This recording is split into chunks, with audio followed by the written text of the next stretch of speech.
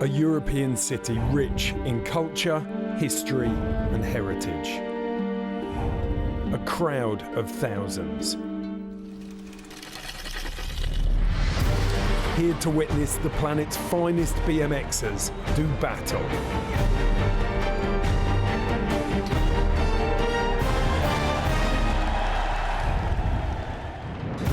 It's here in Thölen, Estonia, where for the next 2 hours you can expect the unexpected as a global field of athletes lay it all on the line.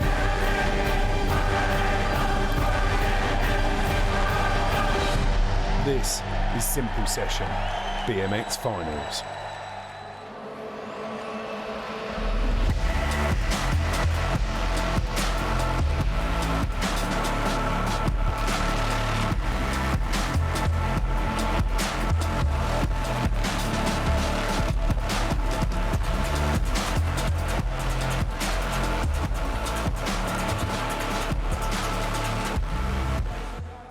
Welcome to the legendary Saku Arena, where the Simple Session course resides in Tallinn, Estonia.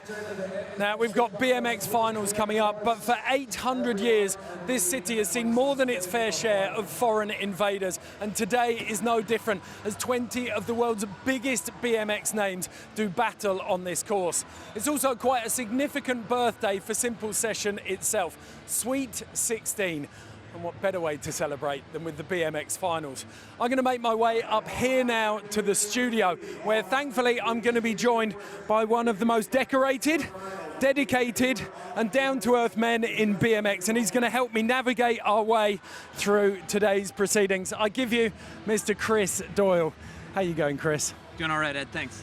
Okay, your first time at Simple Session, what are your first impressions? That's right, this is my first time to Estonia, first time to Simple Session.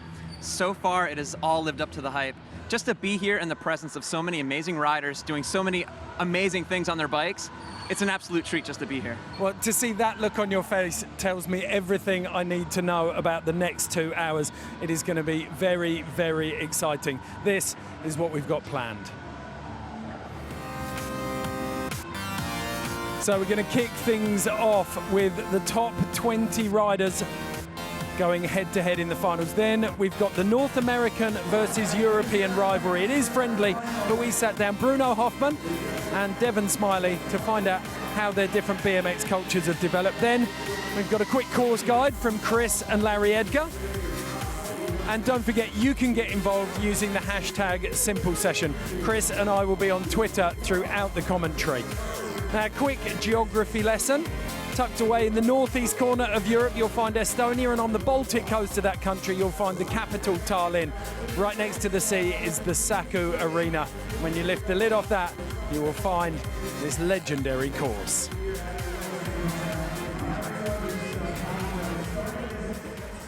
But it's already crowned one winner today. We had the skate finals earlier on this course, and spoiler alert, it was the Frenchman Aurélien Giroux who took first place.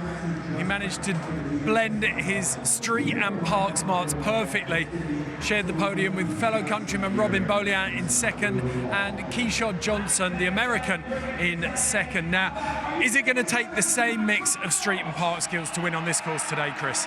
Well, I think the most important thing is no matter what the riders want to ride, whether it's all park or all street, is they got to stay consistent. They got to stay on their bikes the entire time, do hard tricks, and make clean runs. Okay, common sense stuff there from Chris. Now, we're going to talk through qualifiers that went down last night. What were the headlines for you, Chris? Well, check this out. The pride of Youngstown, Ohio, Nick Bruce was absolutely on fire, coming in 4th place. Check out this barrel roll right here. He had the eye of the tiger all weekend long, and he was hungry yesterday. He was an absolute beast. I really enjoyed this guy, Kevin Peraza. Well, who doesn't love Kevin Peraza? I mean, check out this trick on the box jump. A 360 tail up, a huge invert right there. I got all warm and fuzzy when I saw that. He was smiling through the entire run as well, I think. Win or lose, Kevin Peraza is always smiling. And speaking of smiling, Mike Varga coming to us from Canada. Check out this link right here. That's a 360 double tail whip, a 360 downside whip with a bar spin, and then he uses the back rail. He was one of the only guys to use that back rail, and he toothpicked it nonetheless. Really original lines. And then in first place, one of your favorites, first place for good reason. Larry Edgar spent more time in the air than any other competitor here at Simple Session. Check that out. Tuck no-handered, a huge tabletop. Absolute treat to watch Larry ride. Well, the North Americans dominating some of the top spots, but there was a European showing. We had Ola Selsjord, Norway's #1, and out of nowhere, this lad, Irek Rizaev. Yeah, the Europeans were representing right. Check that out. That's a 360 bar spin to Superman C grab. I've never seen that anywhere. For me, that was very, very ragged, though. If he wants to place any higher today, he's going to have to polish things up. Absolutely. He's got to clean it up a little bit. He came out yesterday and he had a lot of shock value. Everyone was like blown away because all of a sudden this guy comes out of nowhere and he's doing some incredible moves. So I think if he wants to move up a few places, he has to clean it up. Okay, one of the things that we do have to talk about, tragically we lost Kyle Baldock in the last heat of last night. He went down very, very hard. Have you had any word on him? I actually just saw him out in the crowd. He's out there and he's supporting everybody. He looks good. He's a little bit bruised up, as you can imagine, but he's in good spirits and he's going to come back strong. He's got a nice long summer ahead of him, and he's going to be okay.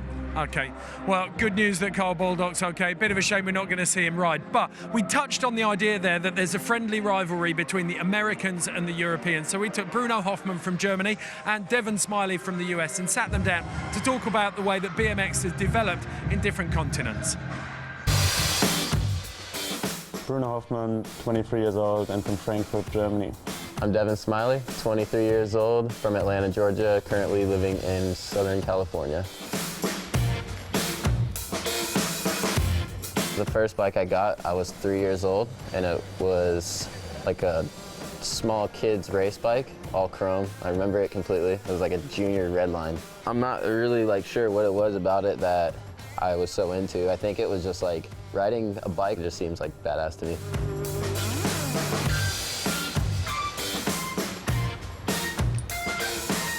Yeah, I think mostly I liked about it, even back then, there was no rules and it wasn't like you didn't have to go to a club or to a special place, you could do it wherever, so I think that's what I like about it, and that's what I still like about it. I think that's definitely a huge European scene, but it's kind of hard to put it in one pot. To put it down to one thing, I think the spots in Europe, everything is a bit more rough, which is good, I guess, because it just forms your riding. I feel like in America, especially California, we're kind of spoiled with how good we have it, and you don't really realize how hard other dudes got it until you go overseas and you see for yourself. I don't feel that the people are different in any kind of way. Riding BMX, as competitive as it may seem, it's all just a lifestyle. Everyone does the same thing. We all have fun, just enjoy the same passion, you know? I think Simple Session is awesome just because it's one of the biggest BMX contests. It's good, everyone's here, you see everyone. The fact that anyone can enter, you have riders from all over the world come in here, and it really shows all different kinds of riding that someone can do because you're thrown in a course with everyone with different styles. Of course the parties are good, so yeah, there's no reason not to go. I'm not gonna say an American's gonna win because there are way more people from all over the place here. It might be European, might be American, might be Australian, who knows? I would say, is it gonna be a street guy or a park guy? That's a better question.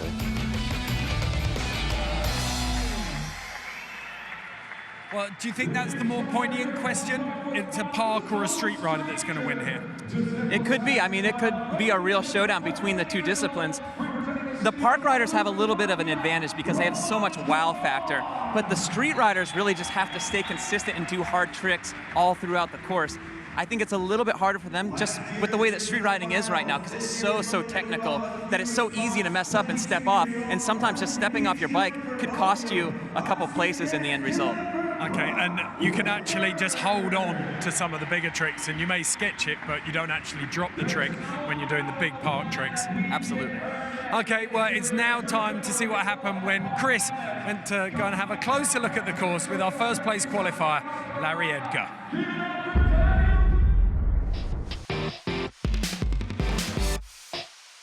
I'm here with Larry Edgar. Larry's going to take us through a few key points on this year's Simple Session course.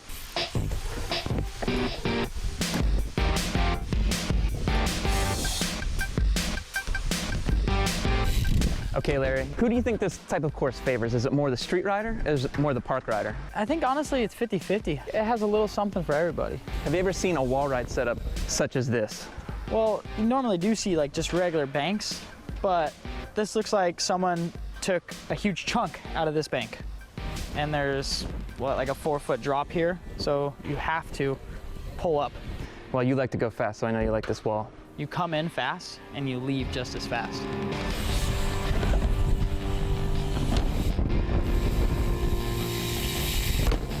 Okay, we're here in the very center of the simple session course. I see wedges, I see transition, and I see rails. How will this obstacle get used during the contest? From my perspective, it's just a flowy street section for me. And this piece being in the center of the course, it's pretty hard to avoid it.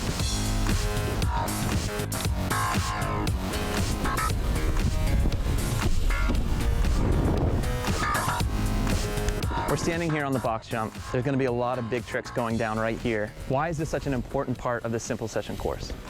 In my opinion, the contest could be won or lost right here because there's so many options. You got any big plans for this thing? The only plan I have is to go really fast and really high.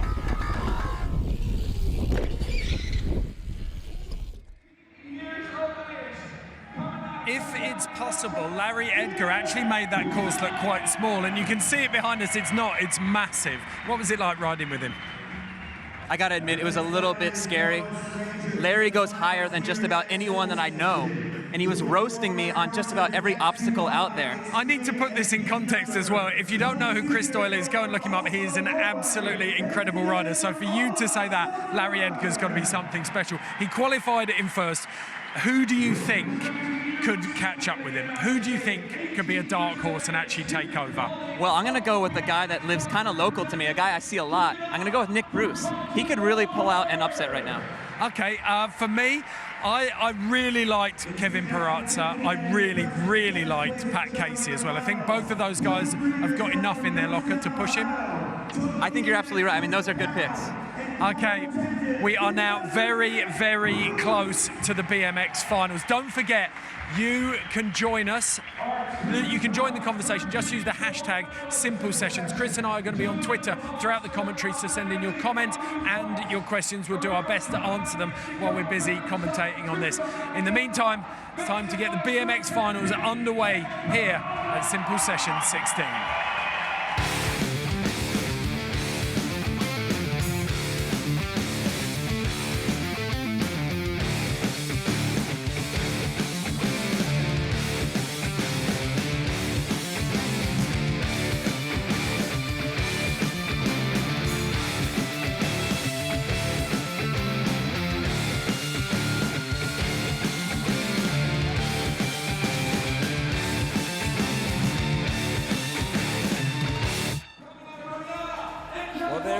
The Saku Arena here in Estonia.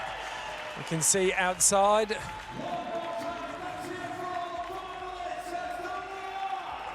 So here you have the Saku Arena. You can see all of the riders gathered together. Andy Zeiss and Daryl now are starting to introduce them all to the crowd. This is the running order. Courage Adams, one of the street riders there, originally from Nigeria, now living in Barcelona. Kenneth Tencio, he's an absolute maniac, wasn't he, in qualifying. Paul Thölen, the German rider, then Joel Bondu, Max Chuprina, the first of the Russian riders. Then we've got one of the Latvian riders, Romas Gorovois, then Broc Raiford. You were rating him yesterday, Chris. Broc Raiford was absolutely killing it. He's had such a great year, and he's kind of on the honeymoon phase of his pro BMX career right now. Okay, then we got Daniel Dhers, that park legend. He dominated competition through the early 2000s. Pat Casey's in there, one of my dark horse picks. Brandon Loupos, the Australian, in 10th. That's the first half of the field. Then another Australian bridging that middle ground, Broc Horneman. Then Jack Clark. He was one of the riders. He actually survived from one of the early rounds, didn't he? There were 18 heats of riders yesterday to qualify everyone, and Jack Clark, I think, came through in the second one and had that long wait to see if he was going to stay in for the finals. Yesterday was definitely a long day for Jack Clark. He rode early, and then he had just to sit and wait and watch everybody tear up this course. Sean Ricany in there, Irek Rizaev, the second Russian. He blew everyone's minds yesterday. He's got a lot of work to do. He's got the kind of tricks that could podium here, but he does need to polish up his run. So we're running in reverse order. You can see some of the skaters in there waving. That's Max Kruglov, the Russian skater, who was in action earlier on today. But we are almost ready to get these guys underway. So BMX final jam 1. We've got 5 jams of 4 riders. We're gonna have 8 minutes per jam. We've got Courage Adams, Kenneth Tencio from Costa Rica, Paul Thölen from Germany, and Joel Bondu from Canada. Quite the international mix we have here, and absolutely a mix of different styles as well. I mean, this guy, Courage Adams, is an absolute treat to watch. Watch the balance, watch the control that he has on his bike. He has the most consistent nose wheelie that I've ever seen. Brakeless nose wheelie, mind you. It's just, I watched him practicing earlier on. He was just rolling around on one wheel about half a mile an hour, bumping into things and then pushing off again. Yeah, he's just got such a casual style. He makes everything look easy. It makes it look like he's not even trying, but trust me, some of these tricks are so difficult. Just through that on its own, it's so low pace that, as you said in the pre-show, it's very difficult to compare this to the really flashy, big park riding that we're going to see on the transitions. Yeah, but if you notice, he just did that same run switch, and he's using that nose wheelie, like I said, and he's super consistent with it, showing you that crank arm to bar spin. Back on the nose again on the little grind rail. So he just mirrored. Obviously, you have a preference to which side you want to set up for a rail or a box or a ledge, and he managed to do that in both directions. Yeah, and look at this. I jinxed him with the nose wheelie. He let the back end go down, but he's still continuing on his run. He's got about 16 seconds left. Just keeping it nice and casual out there. So if you're new to Simple Session, if you haven't seen this before, it's a blend of street and park. So this course allows riders to interpret it however they want. Oh, the bar spin to manual out. Manual is the tech BMX word for a wheelie. Yeah, believe it or not, I think he's better on his front wheel than he is on his back wheel. And check that out. That was a double peg to hard way 180 out of that A-frame. And when I say hard way, that means he's pulling away from the rail in a very unnatural direction. And he's got more rotation to make round. Rather than kind of cutting the rotation off short, he's actually got to go more than 180 degrees to bring the bike back to forward. So first run out of the way for Courage Adams. Street rider, a real treat here. You're going to see so many different styles of BMX. It's a wonderful, wonderful thing. For us, at least as spectators. For the judges, it's an absolute nightmare. Oh yeah, I am glad not to be a judge at this contest. Up next is Kenneth Tencio. This guy is an absolute wild man. The crowd was on their feet a lot yesterday when this guy was riding qualifying. He's a little bit of a loose cannon, but it's super fun to watch him ride. I love it. He's got a really wiry style. He kind of really lets the bike hang out quite loose. So he hasn't started his run yet. That's just, they have the starting position over the ex-Dubai there, and then they are allowed to move out wherever they want onto the course. Mouth guard goes in, make sure that he doesn't get concussed. If he does hit his head, major cause of concussion, isn't it, when the teeth clatter together? Yeah, you're absolutely right.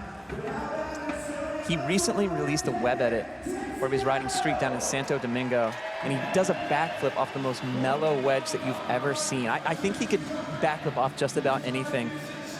Well, we're about to put that theory to the test, I think. Kenneth Tencio from Costa Rica, second rider to drop in the first jam here at the Simple Session 16 BMX Finals. Check him out right there. I mean, that's a bunny hop backflip into a very steep quarter. He's already, he's got the adrenaline going. He's ready to go now. Oh my gosh, the Superman seat grab X up 360. He's the only guy I've ever seen do that trick. Just winding his way through here, and he's made his way around most of the course already in the first 25 seconds of his run. Yeah, he's got a lot of speed, cranking towards the vert wall. Looks like he's got his eyes on the box jump yet again. Interestingly, he did burn about 10 seconds. Oh! just unfortunate. Overcooking the 720 just a little bit. Had such a good run going until he messed up on that 720. He had cut off. Interestingly, he'd come from this far corner behind him now, all the way across without touching anything. He burned about 6 or 7 seconds of his run there. Yeah, but at this point in the run, you're starting to get tired. You just want to get to the obstacle. Check him out, last trick. Backflip off the simple sub slant wall right there. Like I said, he can backflip out of just about anything. Well, what was interesting about that, it's a flat bank, so it's not giving him a lot of kick. And you can see there on the shot, there's very little landing for that, and you're coming down from quite high, so you've got to land it perfectly. This kid, Paul Thölen, German, but lives on the Dutch border, rides a lot with Daniel Wiedemann at the 040 park. A big smile on his face. Looks like he's going to enjoy this one. Thölen has a big, smooth style. And I'm not going to call him out on anything, but he does have the bike flip in his back pocket. He can do that trick almost on command, as does Wiedemeyer. I mean, it's no surprise that they ride together. They probably do a lot of the same tricks, but check him out. He's in the course, ready to fire. It's impossible not to be influenced by your peers in BMX, isn't it? You kind of, that was insane. Just bit off a little bit more than he could chew on the vert wall and ended up coming out of it a little bit. Well, we saw Larry Edgar getting within a couple of feet, half a meter of the top of that. Paul Thölen there, his wheels were on the lip. Oh yeah, absolutely. Showing you the Superman C-Grab Indian Air. Just, it's really a bummer when you mess up on your first hit of a run. It really just kills your vibe and it kills your energy. So I know what he's going through. He's really struggling right now just to pick himself back up and continue the run. Well, at the age of 17, he hasn't got enough content experience to draw on to be able to say, settle your nerves, calm down, it doesn't matter, just get back into your flow. And that's what happens when you're nervous. You start messing up on things that you never thought you would mess up on. So hopefully in a second run, he can come back a little bit stronger and really piece some things together like he did in qualifying. He's got 4 or 5 minutes to settle himself after this. But you could see it in his body language between tricks. He was just putting his foot down, he was trembling, he's shaking his head. The negativity had seeped in after that first trick dropped, and he just hasn't really recovered from that. Hopefully now he can settle and reset, ready for his second run. Yeah, he's upset. You know, sit back, drink some water, watch the other guys ride, and just hope for a better run on the second go.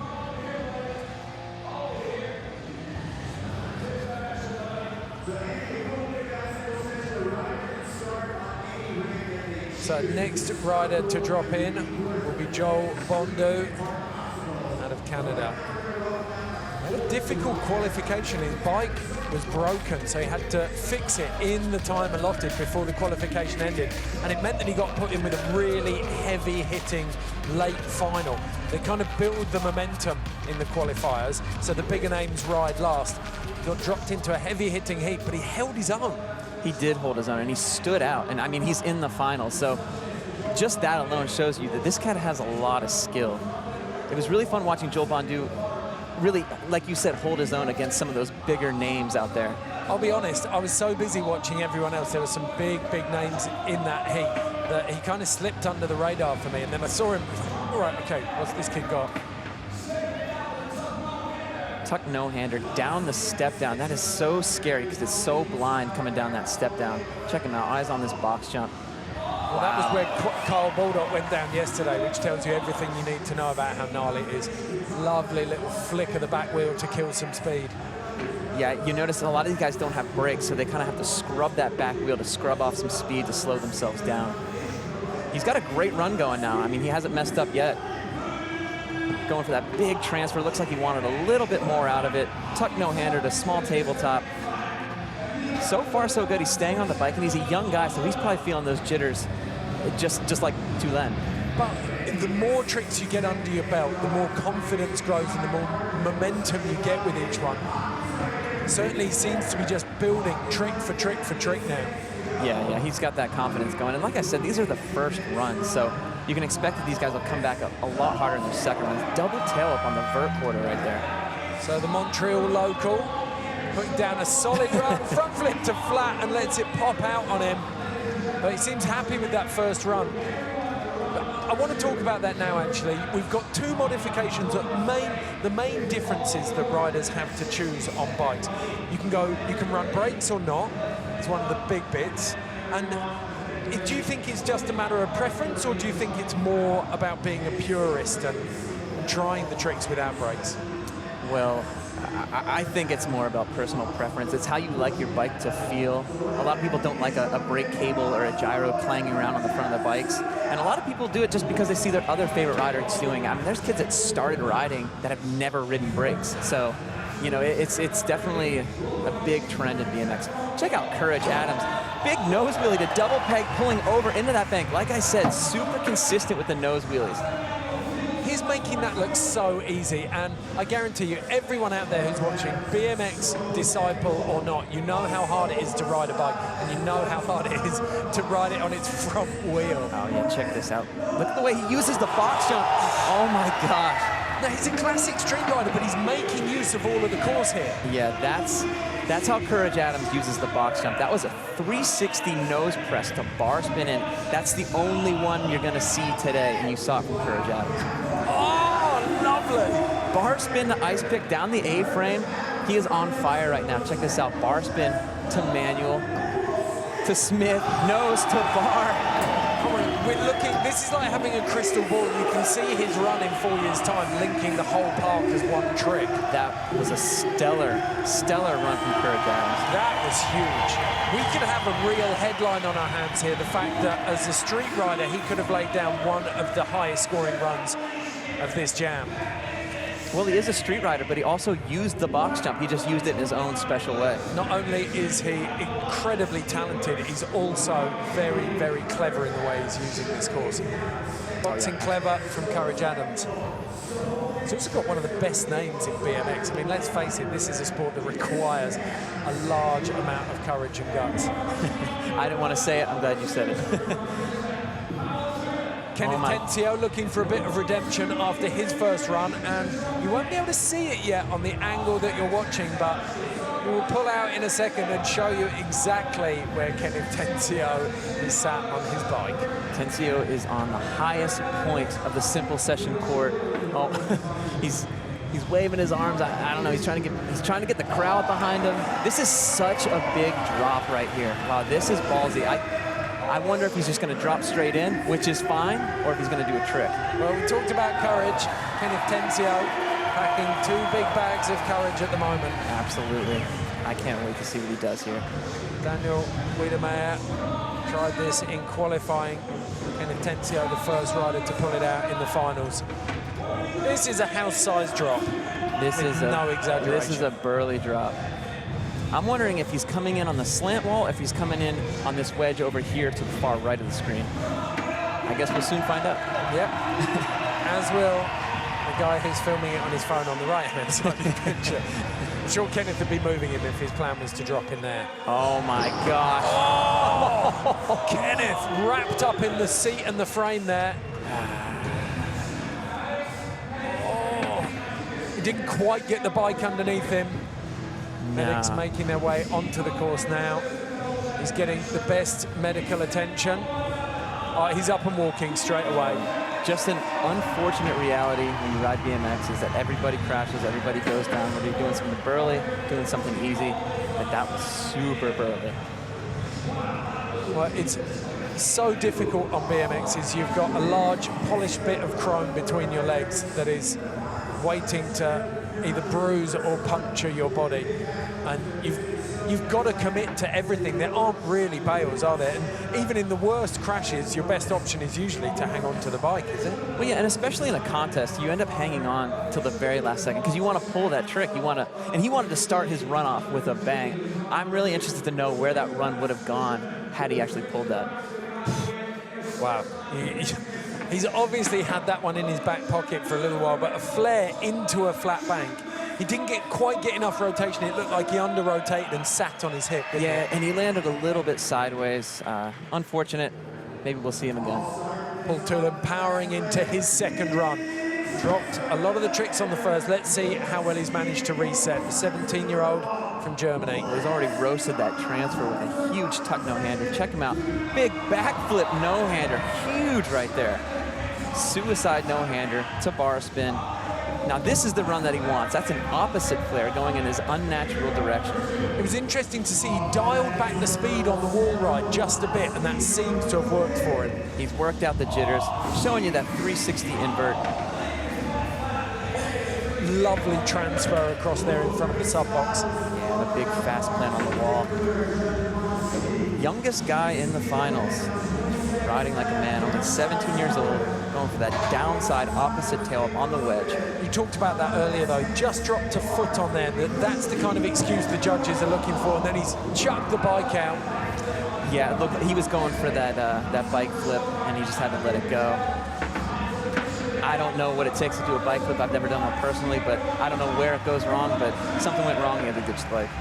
I watched Senad Grosek work through those in about 2003 or 2004 for about 2 hours. Oh, yeah. It was a painful experience, but it was utterly phenomenal when he finally got it. Yeah, he was one of the originators of the trick, and then Morgan Wade was doing it, and then there was a couple other guys. I know Anthony Napolitan did it.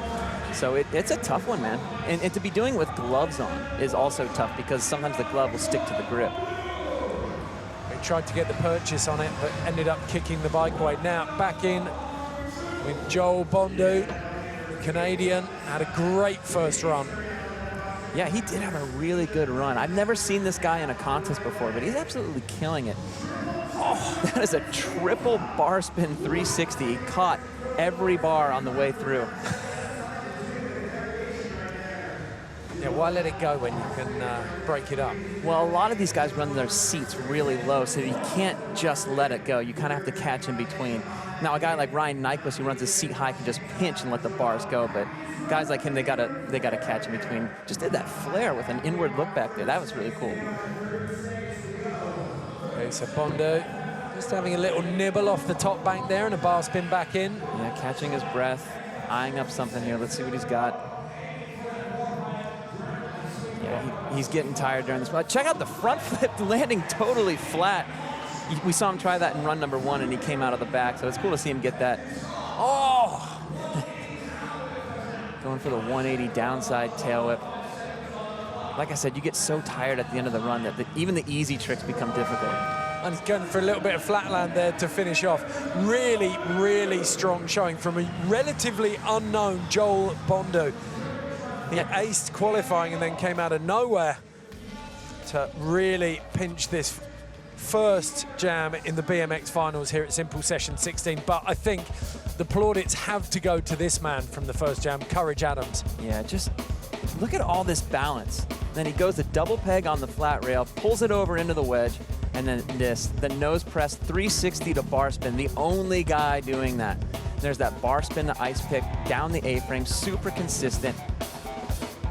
You've said that about 5 times as far as Courage is concerned, though. He has done 3 or 4 tricks out there that we're not going to see from anyone else. Right. He does like video tricks, the type of tricks that usually take a person, you know, an hour to pull, but he's doing them on command. I can't believe he does that trick first try.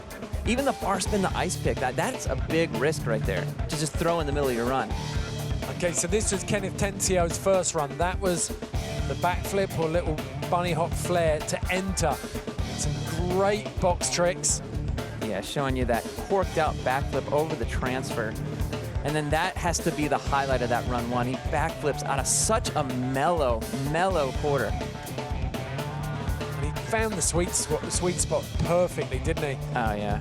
Yeah, when he just puts his weight over that back wheel and just yanks back on the bars. Check that out. See how much weight was over his back wheel? You have to be in that position to backflip off something that flat. Okay, then we saw Paul Thölen, youngest rider in the finals, just 17, out of Germany. Had a lot of nerves in that first run, and we saw him just kind of scratching around. The body language said it all. Then he came back in. So we're now back in for last tricks.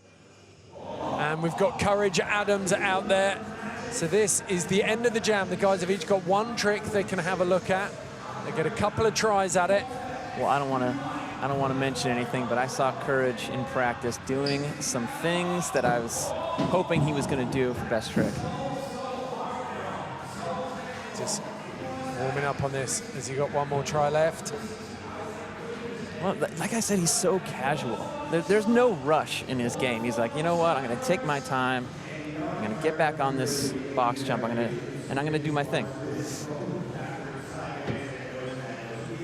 His last tricks, there is no pressure like this.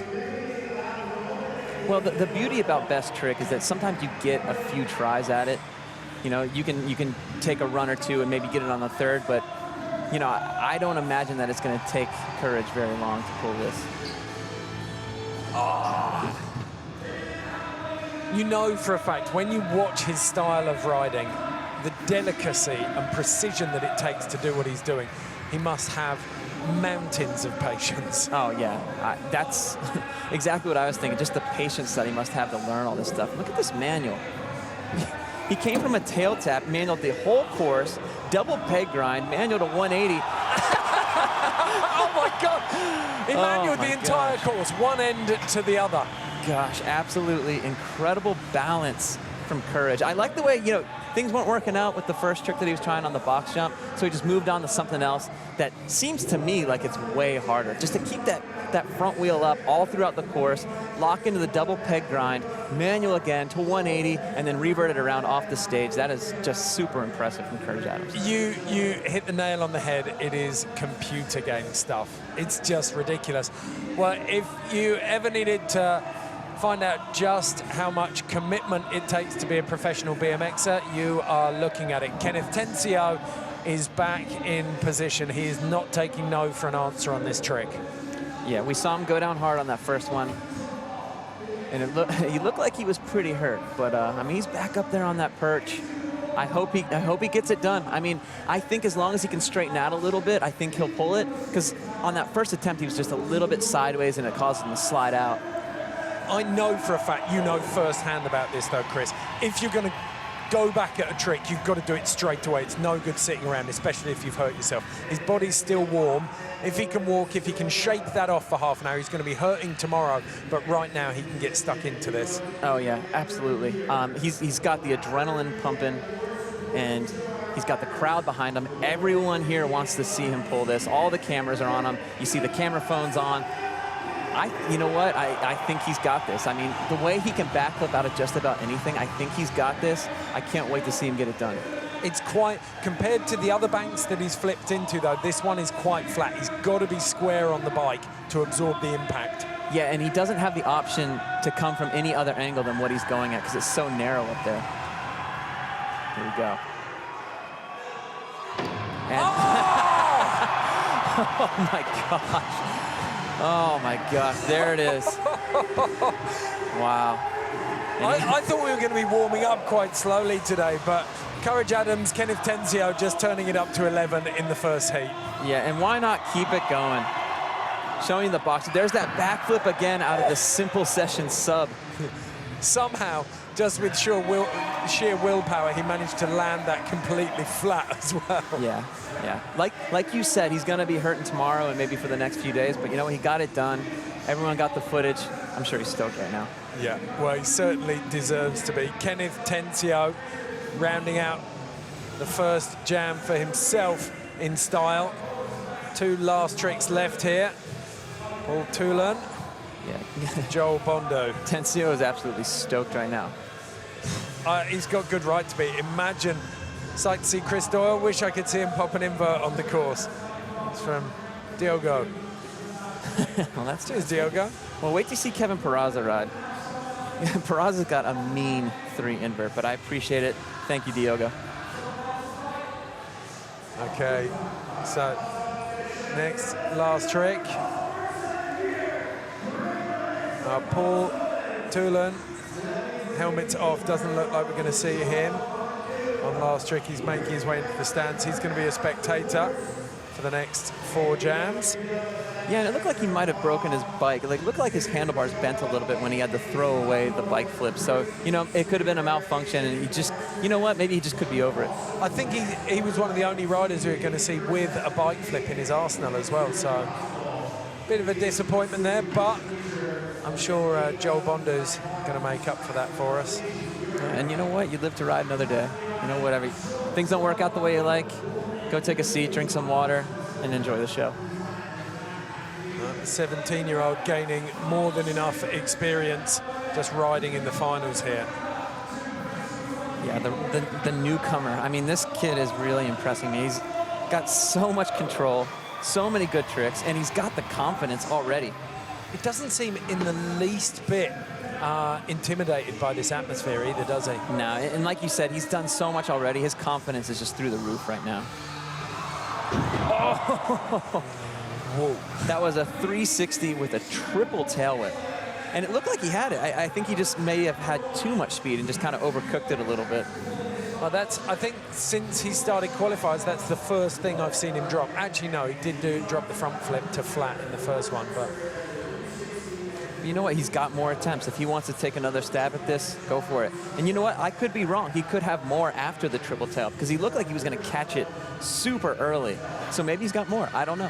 He's got the 360 tail whip to bar spin on lock, so who knows? Maybe he's got more after the 360 triple whip. It's hard for me to imagine, but hey, I won't put anything past this guy. It would make a lot of sense because his mind is already focused on the next stage of the trick rather than the catch, and that's why he missed it. Yeah. Yeah, it looked like he had it, just kind of bailed out. He's back in there. He's back on the box jump. Eyes on the vert wall, gathering some speed. Oh, wow.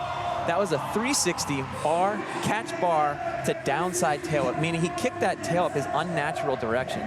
That was really clean. I like how he just took it in a different direction. He went from doing the triple tail whip to doing the 360 double bar to downside whip. I mean, the kid has so many jumping variations. It's so often that you see people getting really stubborn with last tricks and just hammering away at them, getting more and more tired, more and more frustrated. And it's often the wrong state of mind to get into, but yeah, Joel Bondu making the change straight away and getting down a really nice tech trick. Maybe he wasn't confident with the first option. So if he didn't get it first time, he moved on to something that he knew he could get. Yeah. Why waste any time? Just go out there, get your trick, go get yourself a drink. Okay, let's take a look back at some of these. This is Paul Thölen, the end of his second run, which was majestic from him. His second run was definitely the best run that he had the entire day. That's an opposite flare, shaking his head, hands in the air. Look at that huge tuck no-hander into the vert wall, then another tuck no-hander backflip, super high, big, smooth, burly style. Do you think he's going to get marked down for repeating a trick like that tuck no-hander? I don't think so. I mean, you put a tuck no-hander in just two different places and it becomes a totally different entity. I think that the judges aren't going to frown upon that, but he did have a lot of problems today. But that's a thing of beauty right there, that huge tuck no-hander. You know Matt Hoffman was probably loving that.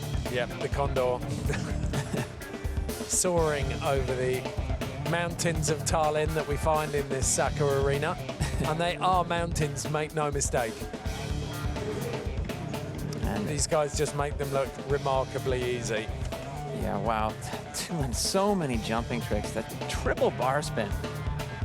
Tuck no-hander, little tweaker tabletop.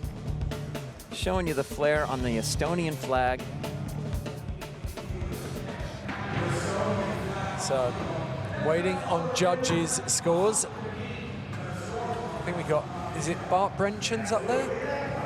Here we go, so Courage Adams, phenomenal run from him. The last trick and the second run were things of beauty, 84.4. Then Joel Bondu on 79, Paul Thölen on 74.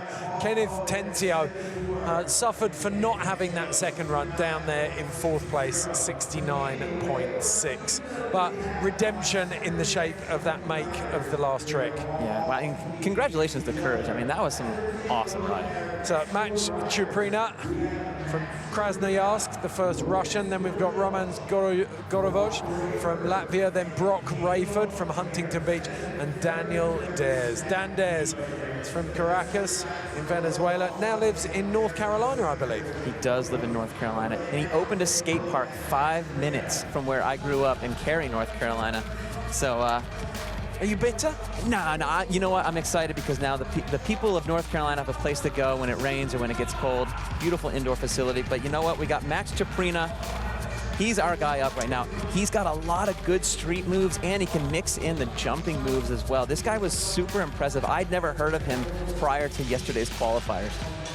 Well, there's a reason for that. He hails from Siberia. It's pretty difficult to make a name for yourself when you live in Siberia, but he rides his local park. It's called Sportex. And he has built his way up slowly. Lovely 270 into that Estonian flag feature. Now with Courage, you heard me talk about how consistent Courage was with his nose wheelies and with his balance. Chuprina's got the same kind of thing. He's really consistent. He does a lot of tricks to fakie, and he's so consistent going fakie, and it's always such a gamble when you do that during a run. So the judges will reward that heavily. Check out the jumping trick. 360 bar spin to turn down. That's a classic jumping trick. Awesome to see that. I like as well his sightseeing here. He's been around almost all of the course already, and he's just over halfway through the run. Yeah, and he's going to slow it down and show the judges that he has a few street moves as well. Check 270 tail up on the wedge. Nose press on the Estonian flag. Corked out backflip. Coming up to the street area, showing you that fakie. Reverting it around. Looks like he wanted a little bit more out of that. There's the hooter. Buzzer for the end of the first run from Max Chuprina. I like that. A little bit of everything. It's the equivalent of going to the ice cream shop and asking for a scoop of everything, isn't it?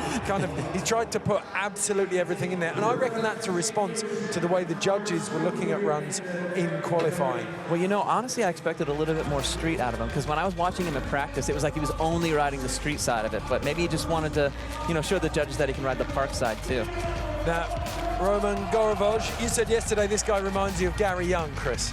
Well, he does in the sense that Gary doesn't have all the crazy jumping tricks, but he always comes up with cool lines and he comes up with clever ways to do things. And that's why I said that. I mean, Roman's, he's got such a cool style. It's almost like an old school late 90s style. Watch some of the jumping trick combos that he does. Look how psyched he is for this as well. Yeah. And it doesn't look like he's pedaling hard, but I think he's running the biggest gear ratio that I've ever seen in my life. 360 tuck no-hander to late turn down with a cannonball on the step out. The cannonball is a classic trick, and it's good to see that people still honor the classics. I like to see it. Same thing with the suicide no-hander. That's such a 90s trick. I'm really into the way this guy runs. He knows his BMX history, and he's embracing it. Oh! Just coming out of the back. And you had touched on being brakeless earlier when we were talking. And now, if a guy had brakes right there, he might not have come out of the back. But when you have no brakes, you're going to come out of that. Yeah, you've got no options. So essentially, you're making it way, way harder for yourself. But it's a personal choice. I mean, it's what the people like to do. 360 with an inward can-can. Again, respecting the classics. So, one to put down to experience from Romas Gorovois. Yeah, I gotta say, I believe he rode better in qualifying, but you know what? The nerves get to you. Some bobbles there on that first run.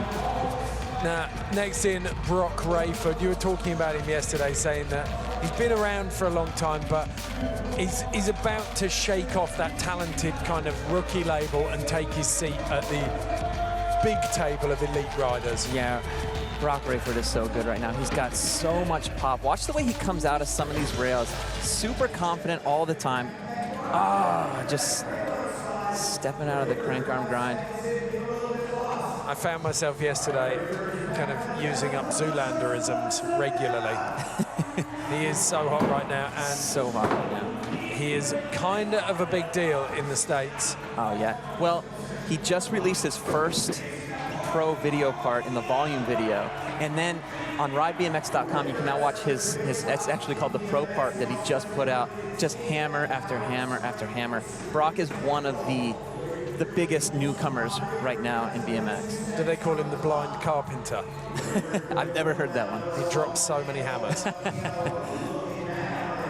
A little bit of look back. Truck driver off the slant wedge there, showing the tabletop. Again, he messed up early in the run, and that can just kill your whole vibe. So he's just kind of coasting around up there, doing what he can. Smiles on his face. I was going to say, it's really nice because he seems to have relaxed. Once he dropped the first trick, he was like, you know what, I'll just get on and kind of keep myself warm through this run. He's laid down a really nice kind of, it's It's almost like a rangefinder, isn't it? It's like, okay, yeah, I've got this to build on. Yeah, yeah, and they're playing his song right now, so I know he's hyped up. But yeah, unfortunate when you fall early, because like I said, it just kind of kills your momentum. Well, again, we take two giant leaps between styles of rider as we go from Broc Raiford to Daniel Dhers. Yeah, I can't believe I'm about to say this, but Daniel Dhers is the oldest guy in today's final. And he's only 31 years old, but I mean, that just, it seems like just yesterday he came to the States and started dominating every contest there was. I mean, he's got X Games hardware, he's got Dew Tour hardware. He once won the NORA Cup for Ramp Rider of the Year, and that's a big deal. When the BMX community can embrace you and give you the NORA Cup, because it's voted upon by your peers. So for him to get the NORA Cup, that's big. So he's won pretty much everything there is to win. Well, that's it, isn't it? BMX is a very difficult core scene to impress, and the NORA Cup represents peer approval. You are absolutely correct. But Dhers is in the course. He's going to be on fire right here. That transition was so big, and he lined it up perfectly. Oh, yeah. Corked out 720 with a no-hander. 360 double tail up on the step up. Oh, and he uses the back rail. I love it. Showing you the ice pick. It is lovely, isn't it? I mean, this is a guy who's been riding comps for so long, and he's just effortless. Yeah, he makes things look easy. And that's the true sign of a professional. Check this out. Big tail up, catches it super early, and just keeps his run going. One of the things I really like about him, 5 X Games golds, but he's still incredibly generous with his time and experience. He dedicates himself to bringing through new young riders. Yeah, anyone that is willing to open an indoor skate park in this day and age is someone that cares about the community and wants to help the sport of BMX. So kudos to Daniel. Well, a little bit of a skim out of that last landing, but Daniel Dhers will take that one. Overall, a pretty good run. Yeah, he slipped up at the end, but you know, we'll see how much the judges penalize him for that, because he did so much before that. I really enjoyed that one. I think for me it was some of those opening transfers where he measured his speed and the line perfectly. He met those transitions inch perfect. And you know what I like about Simple Session is the fact that Broc Raiford and Daniel Dhers are on the same deck. You don't see that at any other contest. So that's one of the things that makes Simple Session so special. They're from completely different walks of BMX life. Absolutely. Max Chuprina is up. He is on the course. 360 tuck no-hander backwards on the box jump. So the Russian really switching things up. He really is. I feel like he got into the finals for his street riding prowess. Oh my gosh! What? 540 off the sub box. That was mental. Where did that come from? That's exactly what you said about those fakey rollouts. Yeah, super consistent with the rollouts. Wow, to do that first try. Wow, tail whip onto the slant wedge. Is there such a thing as bipolar BMX personalities? We've seen two completely different riders in two different runs from Max Chuprina.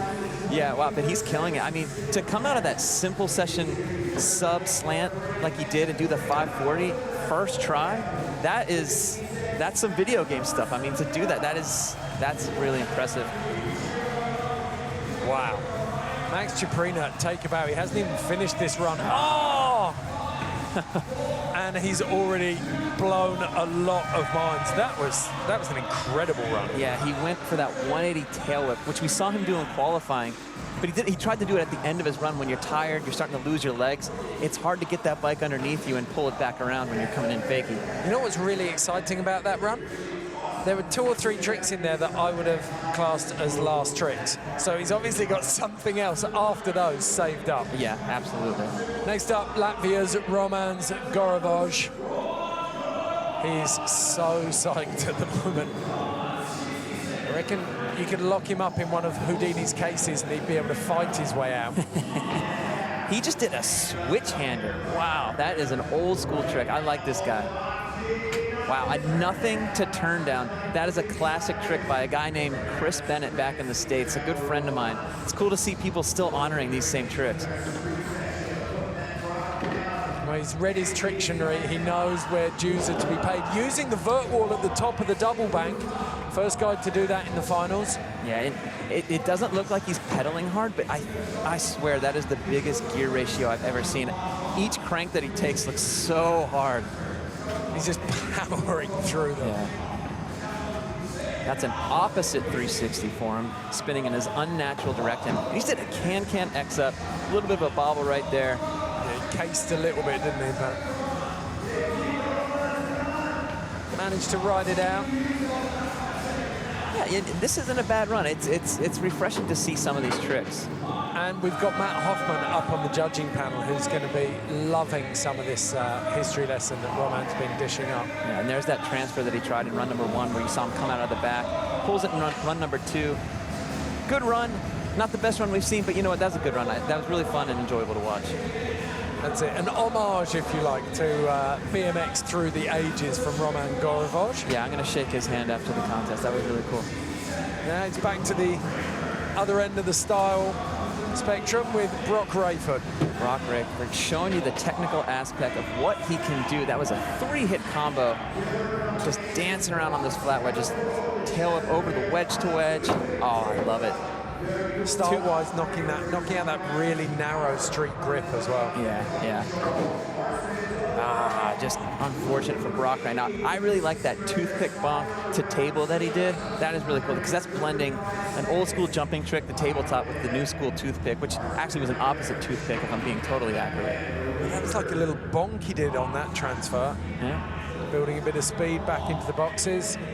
Yeah, and he's just having fun. Look at the smile on his face. Check this out. 360 tuck no-hander out of the simple session stuff. And then a flare, uncharacteristic of Broc to be doing flares, but just showing you that he can do a little bit of everything.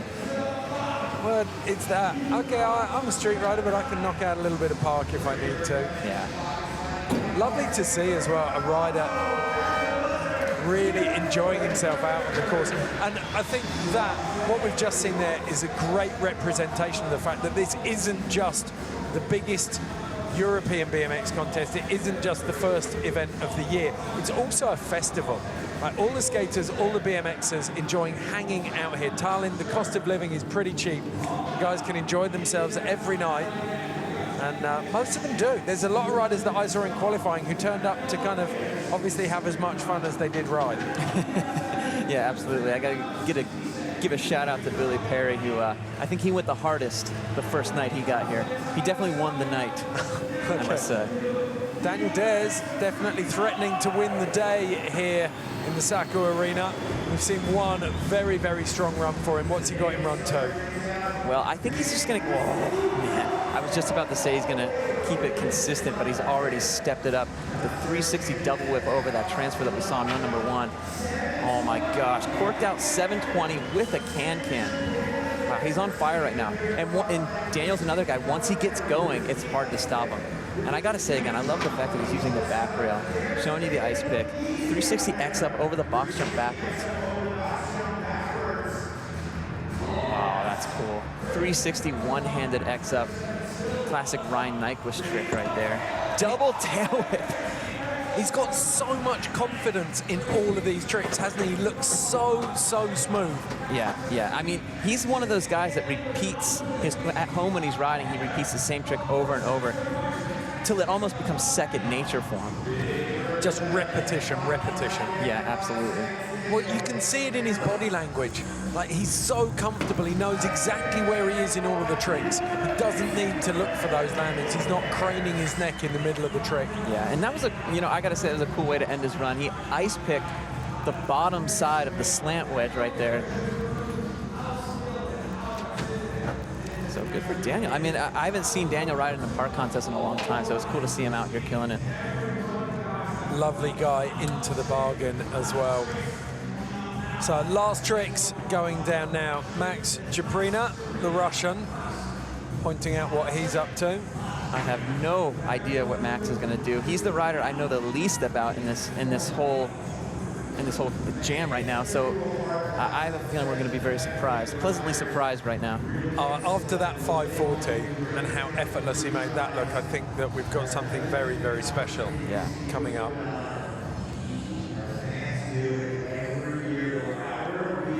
Max is in. Eyes on 360 on the box backwards. taking it to the streets, landing nice and flat. He's smiling though. I mean, I wonder where he's gonna go with this. It's like we said before, I mean, I feel like he got into the finals doing more street stuff, and he's been dancing around on the box jump quite a bit. He's just having a word. Wants to do something down here, moving everyone out the way. Yeah, well, sometimes, I mean, if you want a line or something, you got to get everyone out of your way. You don't want to land on anybody. Gorovois and Daniel Dhers there. A swig of water just to settle himself. No, I think he says he's done. Yeah, well, reading his body language, I just think he's tired. He did 2 complete runs. I think, you know, you lose your legs. You're sucking wind out there. You can feel it in your stomach, but you know, who knows? Maybe he's got something for us right here. Taking it easy. Yeah, I think you're right. The body language there did say it all.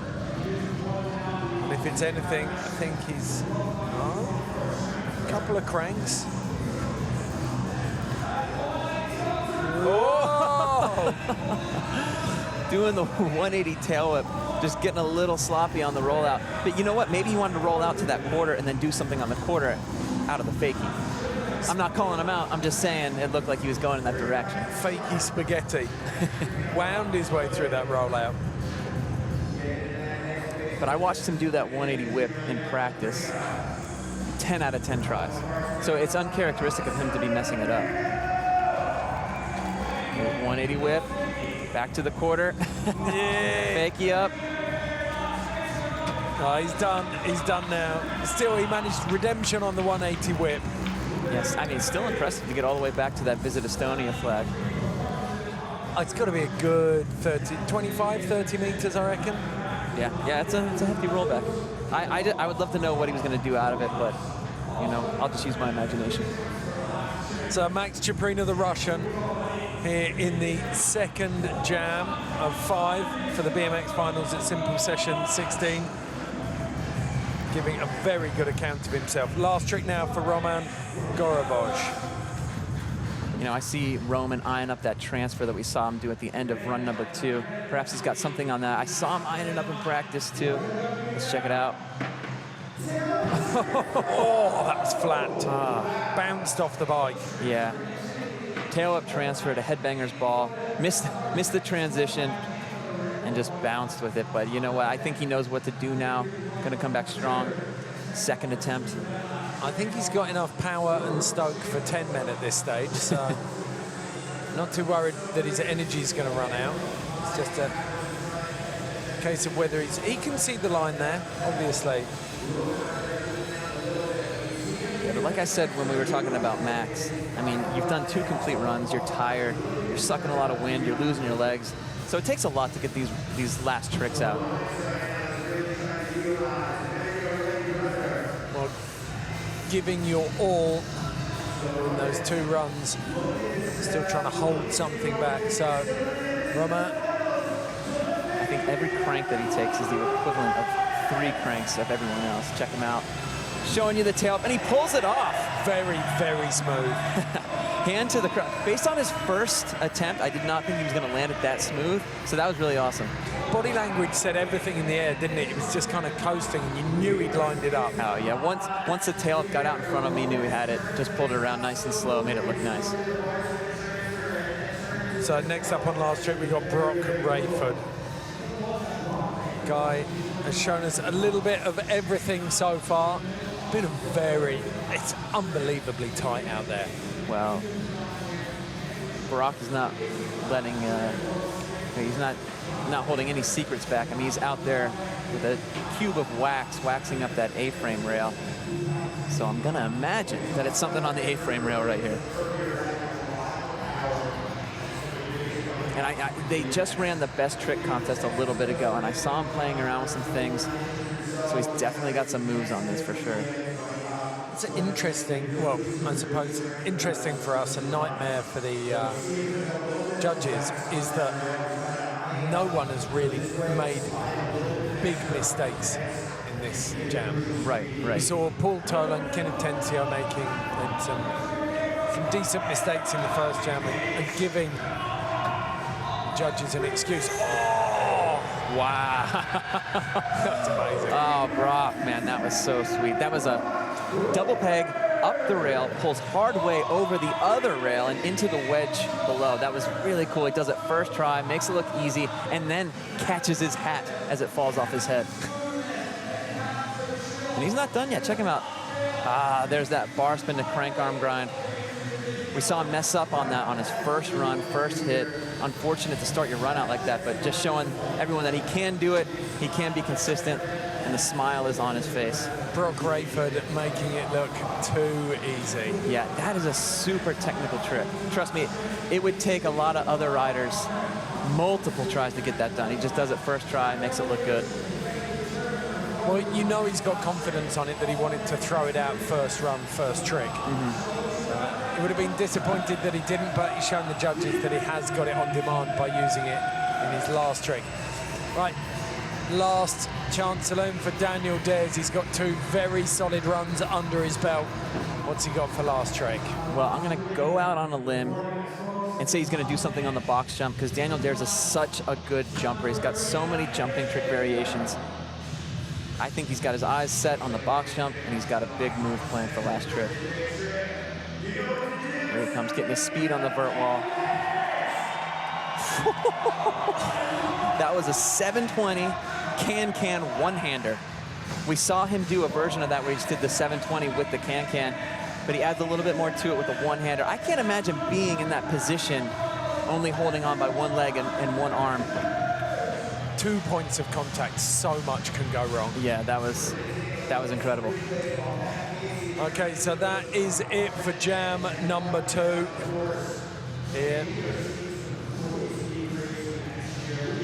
So, right now we've just had word through that Hayley Edmonds, our course side reporter, has got Kyle Baldock with her. Over to you, Hayley. So Kyle, first and foremost, how are you doing today? I'm doing very well. I woke up at 6 o'clock this morning and I just wanted to get back on the bike. I didn't even realize that, you know, that you're not meant to be riding the next day. I wanted to really come out here and ride, and they told me that I shouldn't be. So today I'm just coming out to watch all the homies get out there and ride and kill it. So yeah, maybe just take it a bit easy today. Just take us through what happened last night. Oh, so what happened last night, I think I was a little bit in front of myself in my run. I was coming up to the box and I know I was going a little bit slow, but I thought I was having the adrenaline to push through it and wasn't ready. Come up a little bit short and just got KO'd for about 3 minutes, I think. I didn't really notice anything from there till I got to about here, so about 7 minutes after, and I really clicked then that something just happened to me, you know what I mean? And yeah, I got sent to the hospital. They said that I couldn't leave because I had a contusion on my lungs that could have, like, yeah, that could have turned into something that could have been very bad, and they kept me overnight, but all good this morning. They let me out and they're like, see you later. I was like, thank you, I'm gonna come back to Estonia and again next year, and then hopefully pull the runs this time and not be in the hospital. So yeah, that was how it went for me. Great to see you on form, Kyle. Thanks a lot, and I'll see you again next year. Yeah, thank you so much. Thanks for having me. Thank you, Hayley. Thank you, Kyle. That is so telling, isn't it? That line, well, I thought that adrenaline would just push me through it. Yeah, and it's good to hear Kyle.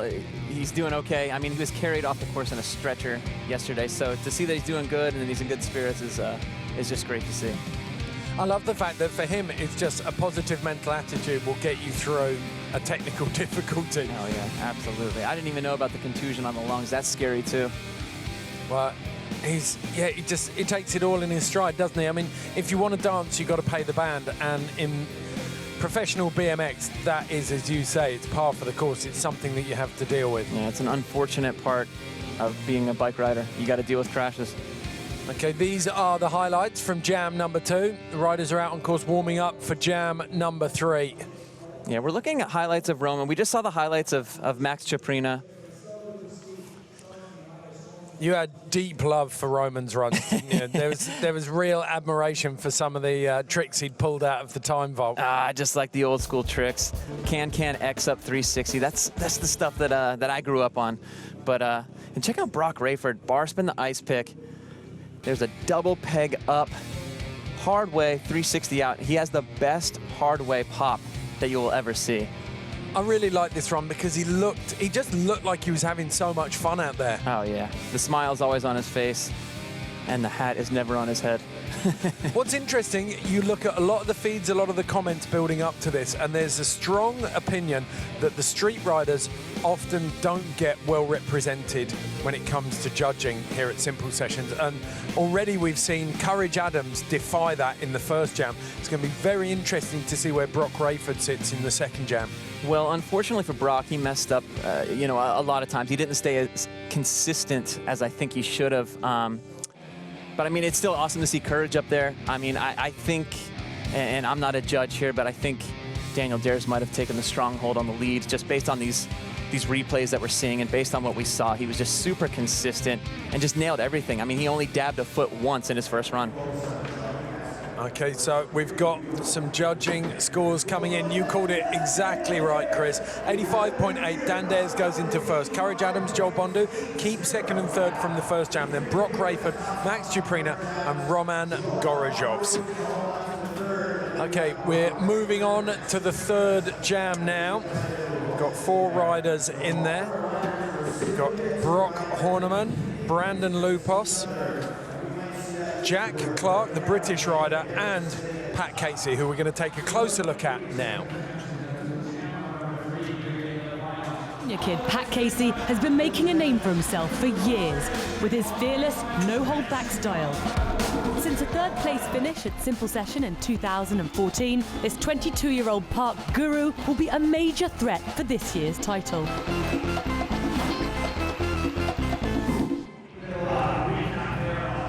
Pat Casey sat down on the yellow X there, just getting ready for the first run of Jam 3 here in Tallinn, Estonia. Simple Session 16. Well, Pat got about 2 hours less practice than everybody else. He fell asleep in Moscow while he was waiting for his plane to Tallinn, and so he had to come in the next day. He had to spend the night at the airport in Russia.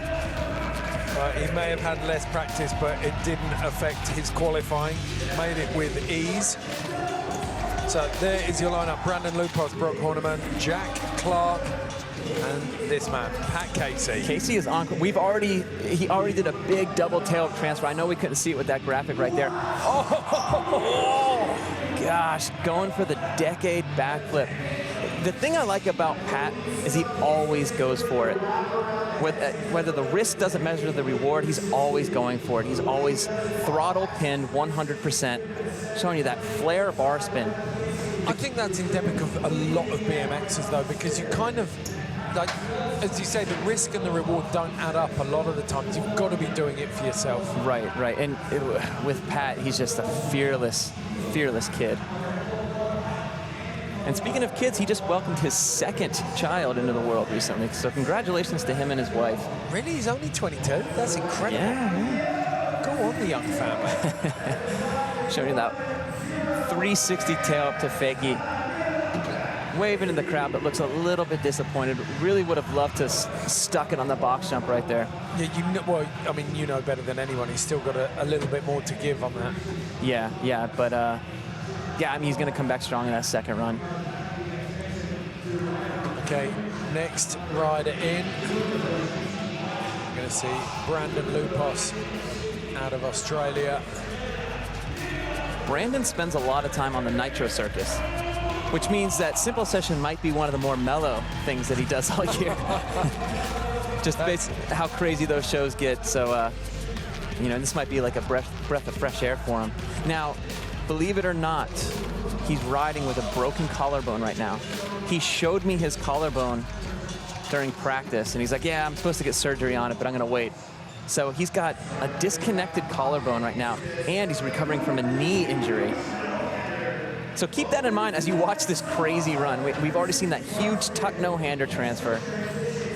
So, any parents watching this, looking to get your kids into BMX? Stomping a backflip double tail whip, 360 inward tail whip. That's an opposite direction for him. Oh, I love the backflip down the step down. One of the only guys doing that, and it looks so good. Hand plant up on the top of the wall. pumping a little bit of extra speed out of that box. Check this out. Oh, front flip on the wedge to wedge. Notice how he cocked back and then he popped it forward for that front flip. And keep in mind, guys at home, his body has been through the ringer and he's just out there sending it. Nice flare. It is a phenomenal level of commitment, but he's got just as much smarts on dirt, hasn't he? Whoa, gosh. At the end of his run, he corks out a 900. That's ridiculous, isn't it? In what is probably a 6-foot transition. Oh my gosh. You know, Matt Hoffman was the first person to ever do the 900, and he did it on a big vert ramp back in the early 90s. Maybe late 80s, so historians don't quote me on that. So late 80s, early 90s, Matt Hoffman does the first ever 900. I wonder what Matt thinks of that, to see a 900 done on a little 6-foot quarter like that. Someone throwing in. Next up, we've got Broc Horneman. Broc Horneman, the Australian. He's following Loupos, his Australian brethren. And I got to give a shout out to guys like Colin McKay and Clint Miller, some of the first guys to come out of Australia and really start traveling and going places and making a name for themselves and the entire Australian BMX scene. There is a real theme to a lot of the riders you see out of Aussie, though, isn't there? They have absolutely no fear. Oh, yeah. They're some of the most committed riders I've seen, I think. Oh, my gosh. All commitment right now. I mean, did you see that flare bar, catch bar? He barely got the handlebar at the very end. He is foot jammed to bar spin. This guy's got the hot bars right now. It was uncharacteristic as well because his qualifying run was immaculate. He didn't put a foot wrong. He looked so precise and delicate on his bike. Yeah. You know, he's spending a lot of time over on that jumping side. Whoa, nice, big, lofty flare tail whip. And there wasn't a moment in that when you thought he didn't have control of the trick. His spatial awareness. No, he's absolutely confident, 100%. He really likes this side of the course. Ooh. Didn't quite have the speed to get over the box jump. Goes for the bar spin 360 to tail up anyways. So wouldn't take no for an answer. Tried to force that last trick. He'd had I think by his standards, he'd had quite a ragged start to that first run as well. So he wasn't exactly where he wanted to be. Well, compared to his qualifying runs, he definitely had a few bobbles all throughout it. But you know what? That was still a pretty solid run from Horneman. You can see just how much it took out of him as well. Next up, it's a young Brit, 21 years old, out of Southfleet in England. Qualified in the second jam yesterday, had to sit through 16 more to see if he was going to make the finals. Qualified, I think, in 9th place though, so stayed very, very strong in the rankings. Don't forget, you can use #SimpleSession to join in the conversation. Any comments or questions for Chris? All right. Jack Clark is in. I love that truck driver to invert. Now keep an eye on his handlebars. He does a lot of bar spin variations. In BMX we call that having the hot hands. But check him out. Big, corked out, backflip. Superman seat grab, Indian air, slowing himself down. Had to put that foot down. Again, he's brakeless, so sometimes you just gotta shove that foot into the ground. Just chuck the back end out. Yeah. It's a skid contest. Tiny case there. Oh, that was nice. 360 downside tail. That's an opposite tail form, kicking it in his unnatural direction. Love the energy in this run as well. The tricks are coming so thick and fast. And somehow he's kept that chain in his mouth the entire run.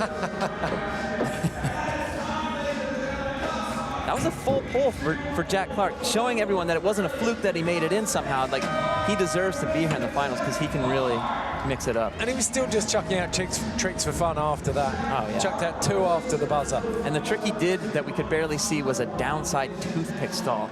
That is a classic ramp trick done by just a few people like Dave Osato or Jason Enns from back in the day.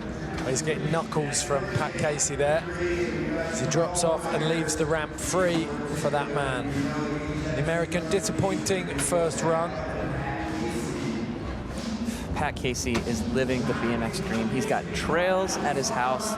He's got a beautiful mini ramp at his house, and he's got all this land, and he's just, you know, it's the BMX dream. I mean, it's absolutely mind-blowing. He just walks out his front door and he has so many options of what he wants to ride. We got BMX Union on the Twitter asking why the horn isn't sounding. Well, you just heard it there, BMX Union. I hope that's satisfied your curiosity. Shout out to John Dye from BMX Union. There it is. Oh, and he hangs on to it. Oh my gosh. Oh, we saw that get him in qualifying, the 180 tail whip coming out of the back. But he just did that decade backflip, and he managed to stay on the bike. Granted, it was only with one foot on the bike, but he still managed to stay on. Just getting a little bit lost on the course. And I gotta mention, this is Pat Casey's first contest with dreads. He's got dreadlocks coming out of the back of that helmet. Well, this is a subjective sport. Style is just as important as substance. Oh! You can tell he wants that 180 whip. And you know what? Usually he's a little bit more consistent with his rollouts, but unfortunate for Pat today. He definitely hasn't reached the same level of riding that he achieved in qualifying. He's just not in the same state of mind, potentially. Well, he's here in Estonia with his brother-in-law. Maybe make a little vacation out of coming to the contest, have some fun in Tallinn. Dreadlocks hanging out of that helmet. Paying homage to guys like Nate Wessel. Next up, Brandon at Loupos, man from Sydney, digging deep now.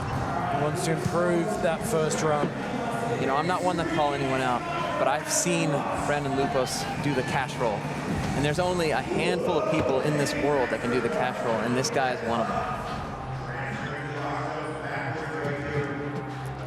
On that vert wall, getting some speed, eyes on the box jump.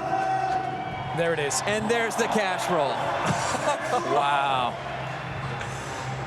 Well, the cash roll, here's what it looks like to me. I've never done it, but it looks like you do a big 180, you stop yourself in the mid-air, and then you do like a flare out of nowhere.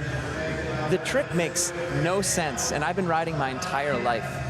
Like I said, there's only a handful of guys in the world that can do that trick. Oh, going for that trademark front flip over the driveway. I think when you look at it from a technical point of view, most people lean into the rotation as they take off. You lean with the handlebars. On the cash roll, you steer the rotation one way and then lean the body the other way. And that throws you out in front of the rotation. So you have a kind of horizontal spin, and then you tighten it up into that really fast vertical rotation at the end there.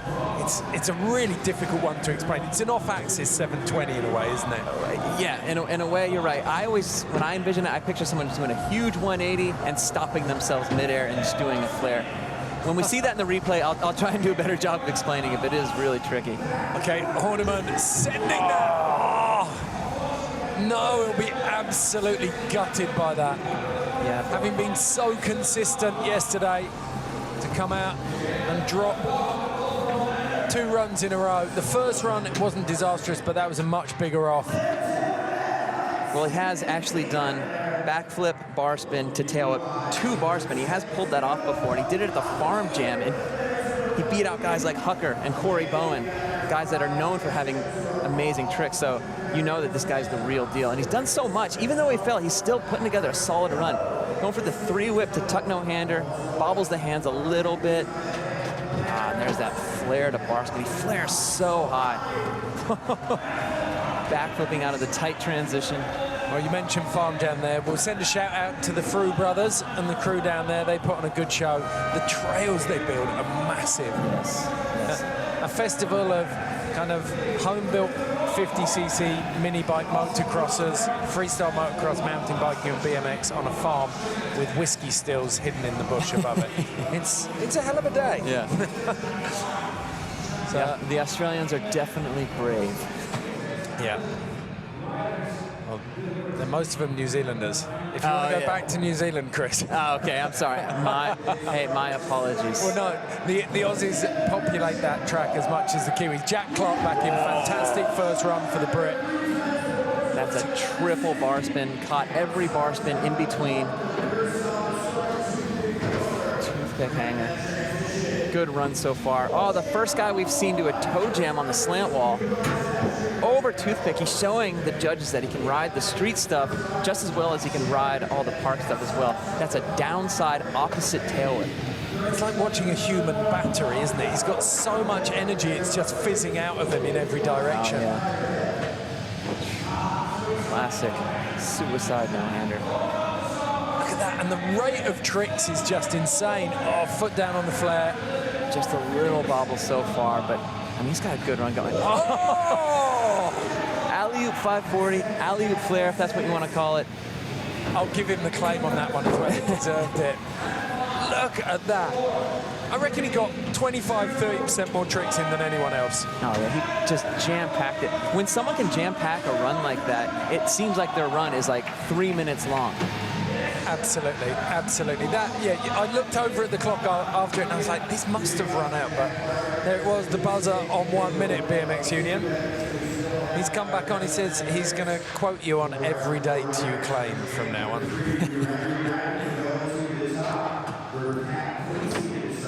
So, Pat Casey lining up for last trick here.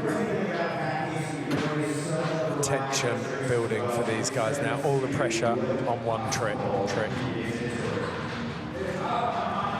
Well, Pat Casey certainly has a deep bag of tricks that he can do just about anywhere on this course, so it'll be interesting to see what he comes up with. He's talking with Ryan Fudger. It looks like he's going back to that step-up option where we saw him mess up on the 180 tail whip. There he goes. 180 with a double tail whip. Oh! Go on, go back for that one. Again. That was beautiful. Another disadvantage of being brakeless is he's coming into that with so much heat and he has no way to slow down, so he has to land it perfectly. I've heard a couple of guys talking about that step up though as being set up more like an extended spine as opposed to a jump box with the angles you're using. Yeah, I've heard that as well, but and the landing is pretty steep, so he's got to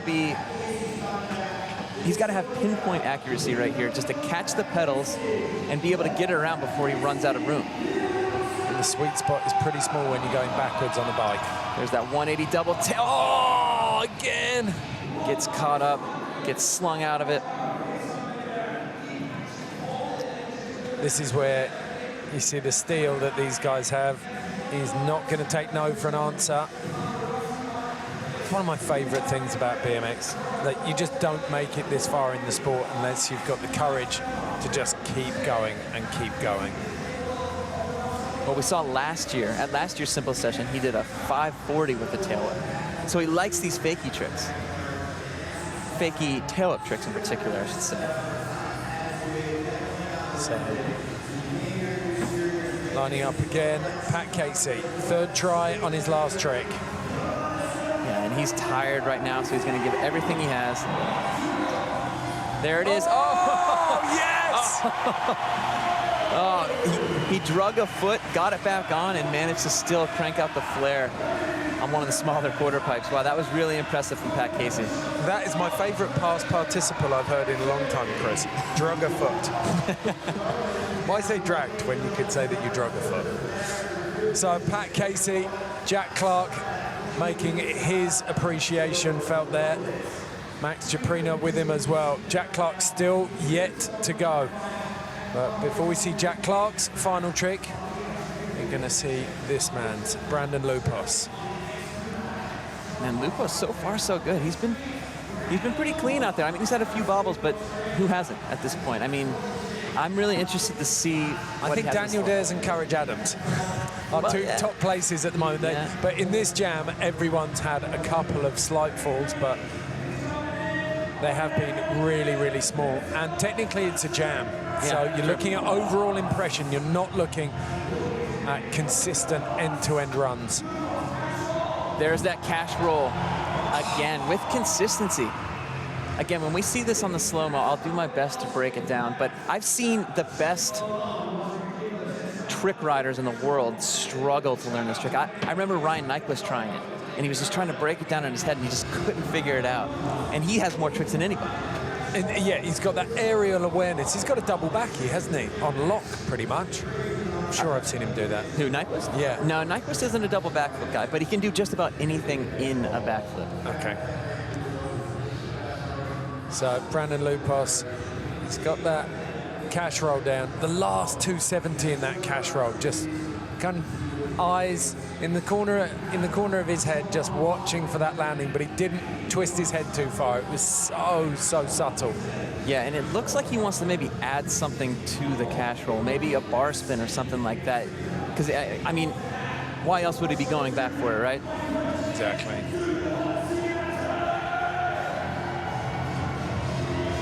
All right, well, he's in.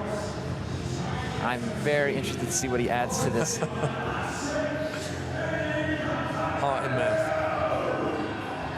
Oh! He was thinking about a bar spin, wasn't he? You saw a little flinch of his hands. Now, I'm not trying to call him out, but it looked like that's the direction that he was going in. But gosh, kudos to him for having the cash roll unlocked like that. I mean, the only other guy that I've seen do it with so much consistency is Brett Van Asewich out of South Bend. So good for Brandon Loupos. I mean, that's still just such an amazing trick. We had a couple of people on Twitter asking where Banasewicz is at the moment. Well, Banasewicz is he's at home in South Bend, Indiana, and he's running the Kitchen Skate Park, and he's got a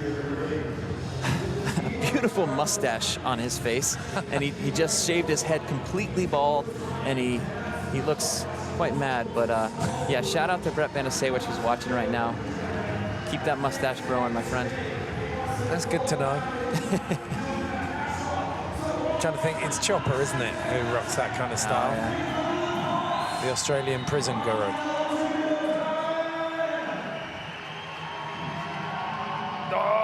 Oh, again! He's like, one more. Give me one more, gosh. please. Give me one more. I got it. We can translate. We've got lip reading on this. Don't know what he was doing there. That's the international sign language for I'm going to pull it this time. Yeah, the hand came off, and you know what? I think he's got it. I mean, he looks like he's ready for it. This gives you a brilliant insight into the repetition it takes these guys to learn a trick. It's tiny increments of progression, just again and again and again until it feels good. He's drawing energy from the crowd, sourcing every bit of courage and commitment he can. Getting the Estonians behind him. Here it comes. There it is. Oh my gosh, sends the bike. He is stoked. Now, he's so stoked. I gotta imagine, is that his first time doing that? I really gotta wonder, because that was insane. It's gotta be. Surely there's no way he's reacting like that unless it's a first for him. Yeah, wow.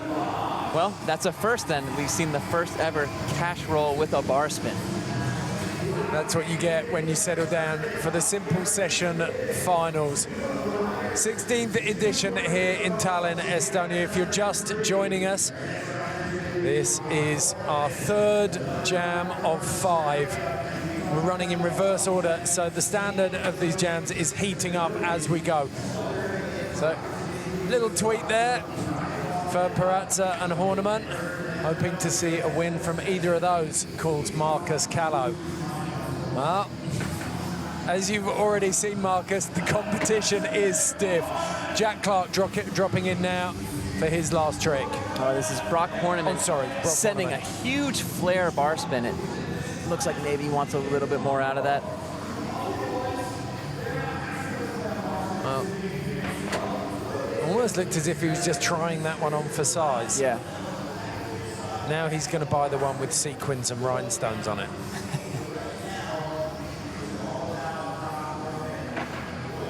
And what we saw after Loupos' run, you saw him over there, and he was talking to Kyle Baldock. It's great to see Kyle just on the sidelines, cheering on his friends, cheering on his countrymen, pumping his fist in the air.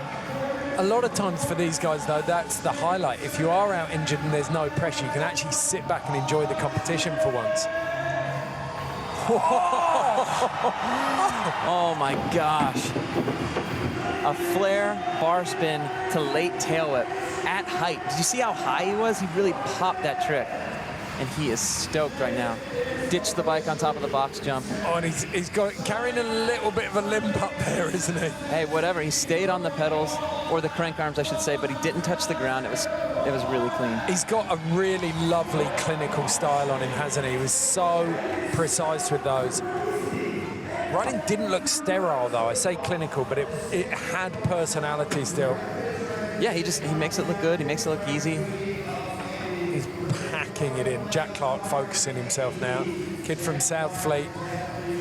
And huge accomplishment to make it into the finals. I mean, the standard of riding was amazing. It was just the fact that he was in one of the first jams. So, is he calling 3 attempts on that? I saw him come out with the big 3. He might have been ordering celebratory drinks. This could be big. Well, he's one of the first riders to ride for Tall Order, Sebastian Keep's new bike company that he just started. And you know, if Sebastian Keep likes you, then you're doing something right. That's pretty ringing endorsement. Oh! That was just set up as well. 2 more. Oh, I like how he called it out, how many attempts he was going to give it. It's good to see Baz as well. He's refused to go out there and get a big name rider. He wants to give back to the sport in the same way it gave to him, and actually take on some young riders, support the guys from the beginning. Yeah, for sure. Now, Jack Clark looked like he was setting up for a can-can foot jam on that tall wall that we just saw. I'm wondering if he has something that he wants to do in or out of that, or if he just wants to go for the can-can. Looks like he's already donated a bit of skin to the trick. Yep. His right elbow missing a little bit. There it is. Oh, that's so crazy. It's not what he wants. Shaking his head. Well, he's just showing off his chain, really. Straight back in.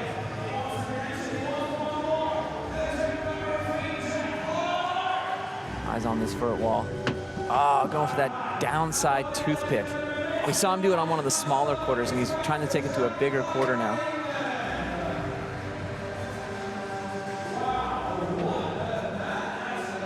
Well, some great riding by Jack Clark. Good to have him out here again. He was a finalist last year, like you said, so always a pleasure to see him ride. It's exactly the same thing that you called on Max Chuprina, the Russian. He'd given so much in his runs, and he had 2 very, very strong runs. I think he left it all there. He didn't need to come out and really kill himself on the last tricks. Yeah, we're seeing some slow-mo now from Pat Casey, showing you this 360 fakie, rolling it on out. There's that double tail up again, catches it nice and clean, keeps the run going. And this was his final trick, 180 double tail whip. There's so much going on in that 180 tail whip to fakie, and the catch on it was so clean. And he's got a free coaster, no brakes, no way of slowing down. Yeah, explain to us what a free coaster is, because that was the other modification that we didn't really talk about. Well, the free coaster just allows you to not have to backpedal, and where you'll see most guys, they'll have like a cassette, and they can keep pressure on it. All right, check this out. This is Brandon Loupos showing you the cash roll, just so off axis, and it just comes around at the last minute. He's kind of diving out of the front door, isn't he? And there's the cash roll with the bar spin. So much going on. Corking out a 900. When you see it back like this, it was just, oh, there it is. I love the fact that he hadn't even put the front wheel down and his mouth was already open. He's already celebrating. Tip some champagne in here immediately. Broc Horneman. Showing you all the flare variations. I love his style. And there's that 360 downside tail up to late bar spin. Bike control. 3 whip, trying to get the hands off the bars. Here's the flare. Bar spin to late tail. Oh, and he caught the edge of the quarter, and that's why he bobbled a little bit. So, hey, good for him for hanging on to that thing. Jack Clark packing so much into all of his runs. Corked out backflip. Stretch suicide no-hander. I love it. And then it looks like he was going for a flare alley-oop, but it turned out to be more of like a 540 alley-oop. Still awesome nonetheless. Superman C-Crab Indian Air on the step up. That barrel rolled, or corked backflip. Yeah, Jack was really, really consistent all day. I think all week. He had great qualies, great practice. So Brandon Loupos moves into third. Broc Horneman in fourth, Jack Clark in fifth, Pat Casey in sixth. So the third jam all stick together between third and sixth there. Right now, though, Hayley Edmonds is courtside with Dan Dhers, our current leader. Daniel, you're currently leading in the standings, so just take us through your run. I'm pretty surprised. Like, I mean, I was happy with my riding. I'm very happy with my riding. Yesterday I had a bad accident with my knee and it's pretty swollen. So I took care of it. I'm trying to just make sure that I did not fall. And I think it's helped me with the scores right now, but simply it's just hard. I think the judges have the hardest job because everybody's doing insane stuff. So, you know, I'm very happy that I'm still able to lead. Hopefully it stays the same, but there's a lot of riders that could change that. And, you know, at the end of the day, right now it's in the other riders' hands and in the judges' hands. So I think this is one of the most insane events of the entire year. Absolutely. So there are 8 riders left to go. You're going to have to watch all these guys who could potentially take the top spot. Not too hard for you to watch? Nerve-wracking, nerve-wracking. But no, you know, I've been competing for a long time and I know anything can happen, so I'm here cheering everybody on. I definitely want to see some insane riding. There's a lot of riders that are coming up. Nick Bruce is coming. I definitely want to see him ride. Larry Edgar's coming up. Colton Walker, just to name a few, you know, Peraza. So there's a lot of hot sauce in here. There's a lot of sriracha coming up. So I think this is gonna be very interesting. Great. Well, thank you very much, Daniel. No, thank you. Well, he said it there, there's a lot of hot sauce in the room today. I'd say there's a lot of habaneros, a couple of Naga jolokias, some But jolokias, the world's hottest chilies being thrown down here today. Next up, though, we have Irek Rizaev, the Russian rider who shocked everyone with his qualifying run. He's going to be one of the first riders out in jam number 4. Let's take a closer look at the man himself now.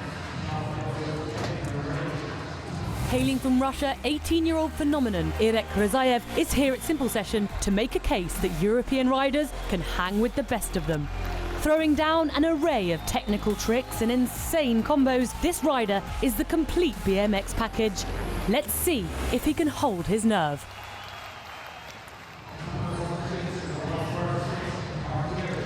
Okay, well that was Irek Rizaev. You can see him just warming up on the flat deck there. We've got a stacked next round. Another European to look out for. We've got Ola Selsjord, Norway's #1. But a couple of riders knocking around on the course. Waiting to see where this goes. But let's take a closer look at Ola Selsjord, one of the Europeans you've got to keep an eye out for.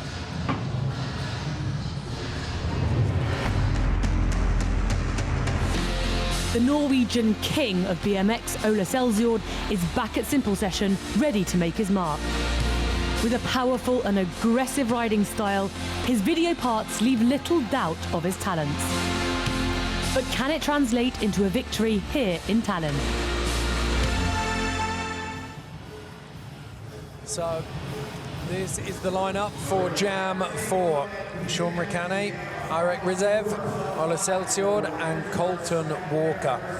Where are you sticking your allegiances on this one, Chris?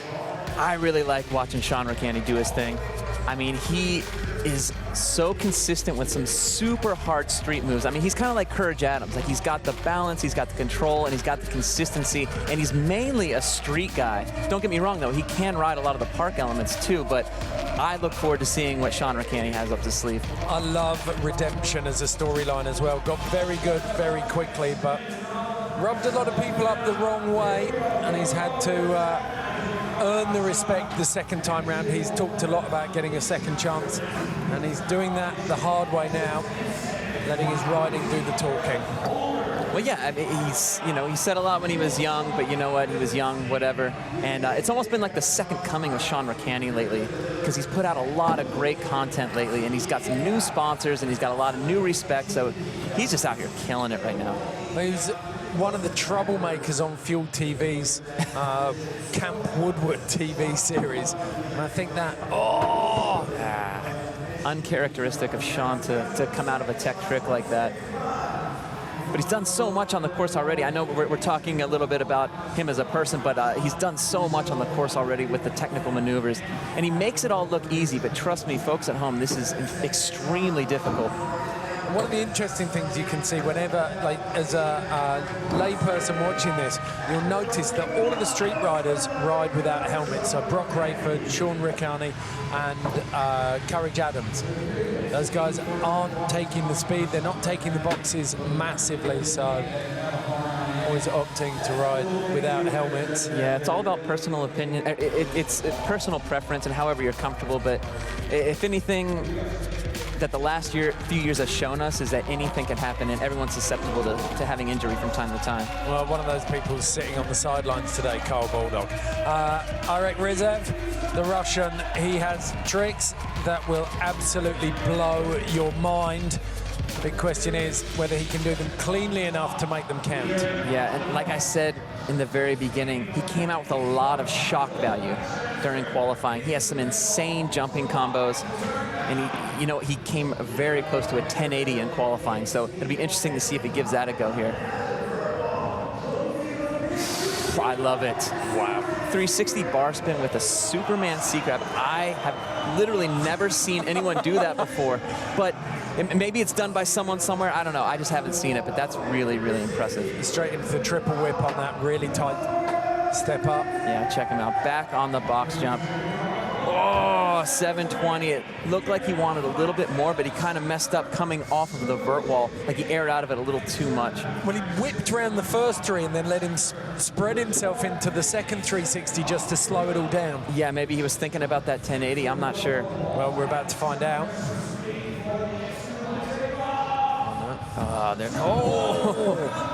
That was a 360 bar spin to late opposite tail whip to toe jam at the bottom of the box jump. Unfortunate to see him go down. He'll be back for run number 2. Yeah, disappointing. You know when someone takes a while to get up and they're only 18 that slam hurt. Yeah. So Daniel Dhers rode in the second jam and he still sat at the top of the standings. Courage Adams rode in the first jam, he's in second. Brandon Loupos from the third jam takes third. So those three guys separated by just over 2 points. Still very, very close. Ola Selsjord just signposting where he's planning on going, making sure there's no one in the way.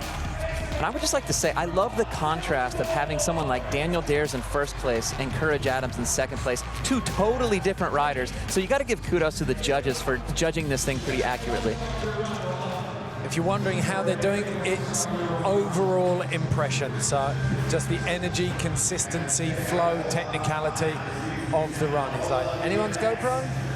I'll just stick that over here. Otherwise I'm going to take that thing out. Ola was super impressive yesterday. I didn't see this guy coming. I'd never heard of him before, but he came out swinging yesterday. And he was another guy that was in a really stacked group, and he stood out amongst everybody. Oh, showing you that backflip drop-in that we saw from Kenneth Tencio earlier. But he found literally the last foot or two of the transition. Yeah, he just got in there. He had less than half a meter to spare before he was in the flats. Pumping around the Estonian flag, getting speed for the vert wall. Eyeing up the box jump, cranking hard. Ah, there's that bar spin backflip to late no-hander. Whoa! 360 bar spin to X up out of the wedge. Tricks are flowing like a waterfall here. So you're getting very, very busy. He's stomping everything right now. To the win at Wild Nights in Lille recently, just a couple of weeks ago. His first taste of the champagne. Check out the corked out 900, making it look easy. In and out of the tight transition with the backflip. That was one of the cleanest runs that we have seen all day. And it came from Selsjord, a guy we never saw coming to begin with. Oh my God. Out of know the Norwegians. We made a big thing of it at the top of the show that this is Europe versus the States. Just as a matter of pride, it's never been a big deal, but there's a friendly rivalry there. And Europe's been a little light on riders, maybe. Certainly, if you look back at previous winners, it's just a list of Drew Besançon, basically. I think he's won it 5 times in the last 7 years. But yeah, I mean, you look at 2007, it's Peraza, Varga, Besançon. 2014, Besançon, Martin Casey. Peraza, Beran, Main, Harry Main in 2013, last European there. So yeah, Ola Selsjord carrying a lot of people's hopes there, and rightfully so, it seems. Oh yeah, absolutely. Now things are about to get good because Colton Walker is about to hit the course. Now he is a super, super nice kid, so don't blame him for not smiling. He said he does not like to smile. Really? Yeah. Like he was trying to contain one there. No, he's such a good kid. I met this guy a long time ago at Woodward when he was just a camper. But he's already on fire. I mean, look at this run so far. 360 double tail. Looks like he wanted something out of that. 360 downside tail with a late bar spin. He's lost a foot for a second there. Not big time though, as you call it, a bobble. Now, at last year's simple session, he did a bar spin tail whip at the same time. He threw the bars while in the tail whip. It was absolutely mind-blowing. One of the first times I've ever seen someone do it so clean. Yeah, I've never even heard of that because the bars are controlling the centrifugal force of the tail whip. Well, not only did he do the bar spin tail whip, but he climbed back on board and then did another bar spin. It was absolute madness. Well, he's just got this explosive energy. And I think you said it yesterday. He throws out bar spins like most people would wink. Oh, yeah, absolutely. So, Colton Walker. He's from the great state of Wisconsin, now living in South Bend, Indiana, so he can ride the Kitchen Skate Park. Spends a lot of time with Brett Banasewicz. Got to give another shout out to him for running the kitchen and keeping the community of BMX riders alive out there. Well, the only woman we saw in qualifying yesterday, Hannah Roberts, a product of the kitchen. Oh yeah, Hannah did a flare yesterday, and I got super jealous because I've never done one. I was talking about it with her today, and she's like, "Oh yeah, it's easy. You just kind of lean with it." And I'm like, "Thanks, Hannah. I appreciate it." Yeah. Condescending, that's talking down to someone in a patronizing manner. Do you understand me, Chris? She's a sweet girl. It was awesome to have her here. It was really fun to watch her ride. No, there's no way she meant it like that, but it's difficult. As you said, in BMX, it's a sport that moves so quickly and progresses so fast. One moment you're the rookie, the next minute you're the legend. Look at Ricany. Look at this combo. Drop the front wheel a little bit at the end. I know he didn't want that, but keeps the run going. Truck driver over the wedge to wedge. Double peg up to hard way 360. Like I said, he's pulling the hard way away from that rail. It's very difficult, very unnatural. Oh. Bar spin to crooked grind to 180. I thought he was going to pick up the cap then as well. I really wanted him to. Oh, lovely. Showing you that toothpick hanger. That's an opposite way toothpick hanger, meaning he's doing it on the opposite unnatural side of his bike. As you can tell, he has 4 pegs. If you're unsure what opposite is, we're watching which foot the rider naturally leads with on his pedals. And if you want to know how hard opposite stuff is, if you throw a ball with your right hand, put it in your left hand and try and throw it the exact same way. It's just like that. Well, as Tim Ballwood said, you can then wear a chip hat while you're being attacked by seagulls because you're obviously on a BMX adding in the risk and the danger. So, Ed, I don't know what you just said, but all right. There's the hat pickup. So Sean Ricany, 2 runs down, certainly improved on his first run. He's still got last tricks left. Irek Rizaev just wiping the sweat off his face up on top of that quarter. Plenty more to come from this kid. We saw so much madness from him in the jams in qualifiers. That big smile. Is that the smile of a man who's about to pull a 1080? Well, I guess we'll see. I can't believe he's only 18 years old. So young and such a deep bag of tricks. Incredible, isn't it? There's that bar spin, the tuck no-hander. He's got that meanwhile in Russia flavor to it. Here we go. Wow. 360 double tail whip. Catches it and then kicks one back in the other opposite direction. There is so much going on in such a short amount of time. I don't even know how you think that fast. Corking out the 1080. To inadvertent nose manual. Wheeled out of that because he cased the top of the knuckle. He came up a little bit short, cased it, and then, yeah, went for the nose wheelie, showing the street skills, huh? 1080 to nose manual. There you go. That's legit. Wow. See, a lot of times people need a much bigger jump to get the 1080 around. So kudos to him for being able to do it in such a small area. One of the first guys that I ever saw do that was Ryan Gutler, and he did it over a very big dirt jump. So to see him do it on a small box jump like this, that's pretty hard. Well, the king of the whip there, Irek Jones, he threw a fair bit of whip cracking into that run and finished with an incredible 1080 to nose manual. And he's getting the congratulations he deserves there.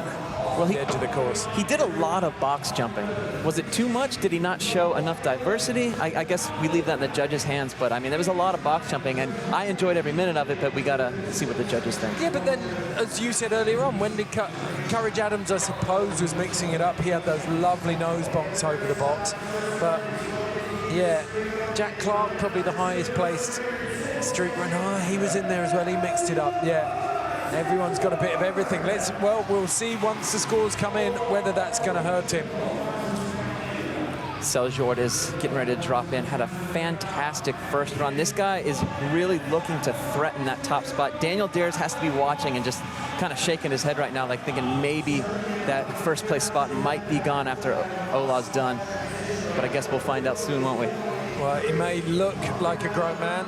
Well, I suppose he is at 22, but he's still got that kind of massive Norwegian fisherman build. Big set of shoulders on him. Oh, the 720 with a tuck no-hander. Just hanging on. Looked like he was going to loop out on the back of the bike there, but he hung on to it. Yeah, he bullied that trick into the landing, didn't he? Yes. There's that corked out backflip over the hip. Got a great run going. I mean, it's very similar to his first run. He hasn't done many things different other than a few tricks, but it's the same line. Let's see if he chooses to do this corked out 900 again. What's really interesting, seeing all of these good riders in the same heats now, their runs stood out because the energy and intensity in qualifiers. Now they're all working at that pace. They're cramming tricks in on absolutely everything. Yeah. And Ola Selsjord is working really hard on that. Two really good runs from the Norwegian. I think he has every right to claim that. Yeah, and you know what? They were two very similar runs with different tricks, but nevertheless, he barely touched the ground. He barely messed up. So I feel like in the judges' eyes, they're going to give that some good scores. Well, another massive headache for the judges. Meanwhile, we're going to get on with another run from Colton Walker. Imagine the conversations that are going on about 15 feet above Colton Walker's head. Judges up there, there'll be smoke coming out of Matt Hoffman's ears, I reckon. Brains are in overdrive. Wait, what did I just see? So the man who does bar spins the way that the rest of us blink. Yeah, he's already done some really good links, just linking trick after trick after trick. 360 double tail whip, late bar spin, corking out another. You can call that a corked out 360. You can call it a backflip. I call it incredible. Yeah, you're not wrong. That was beautiful. Yeah. A little leaf out of your book there with the inverted three.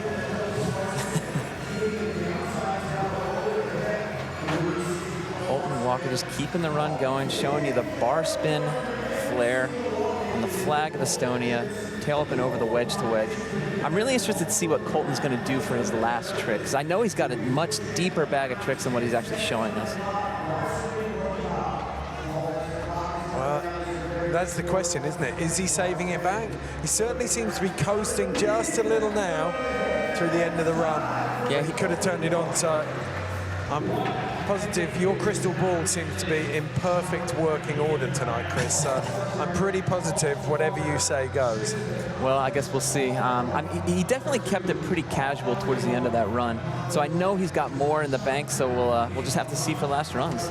Well, it's a full house here in the Saku Arena for the BMX finals. If you're just joining us, this is jam number 4 of 5. We have one jam after this, and they are the top 4 qualifiers. These guys qualified 8th to 5th. Sean Ricany in 8th, stepping up for his last trick attempts.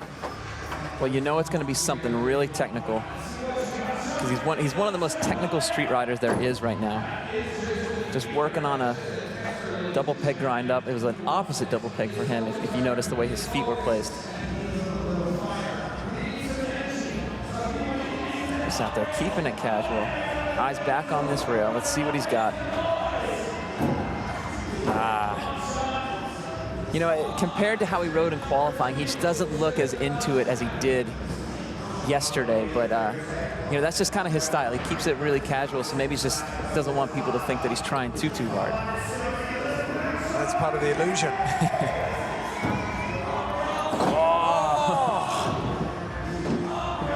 Where did he find that pop from? Because you're burning speed on that rail every millisecond that you're on there. You're going, there's the friction of the pegs in the bar, and then there's the fact that you're going against gravity, and you've still got to find that pop, knock out that tail whip, and make the rotation for the 180. Yeah. I mean, and I think from what I can tell, he's running metal pegs, and that makes it even harder with more friction. But, you know, I just don't think he was feeling it today. I bet he could do that trick at another time, another place, but it just wasn't the day for it. Okay, Sean Ricany not finding his rhythm today on the simple session course, so we're going to move on. And this is a mouth-watering prospect. The loose cannon that is Irek Rizaev. The Russian has been nothing short of spectacular here at simple session 16. He's been soaking up the adoration of the crowd, using it as motivation. Well, he just looked to the heavens and just took a deep breath, and here we go. Oh my gosh, a 360 tail whip to bar spin to opposite tail whip. Is that what I just saw? That's ridiculous. I got to see some replays on that one, because regardless, he did a 360 tail whip to bar spin to late tail whip. I think one of them might have been opposite. We're going to have to see. They might have been both opposite.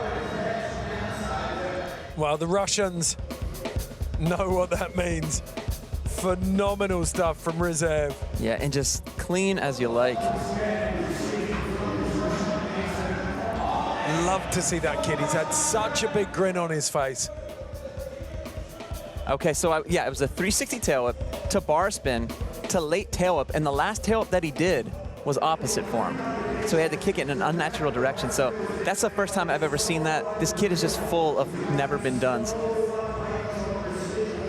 Look at him already checking it back, and you can see how stoked they are on it. Yeah, that's the whole Russian crew right there. Irek Rizaev take a very big bow. I had my doubts about the kid before we came into this, because everything we'd seen in qualifiers I felt lacked polish. They looked like works in progress, and then all of a sudden he comes out here and he's laid almost all of those tricks down very, very cleanly. The 1080, he cased a little bit, but he managed to make it look like a nose manual. Ola Selsjord, the Norwegian, he's had 2 cracking runs. You've got to wonder how much he's got left in the tank for a last trick.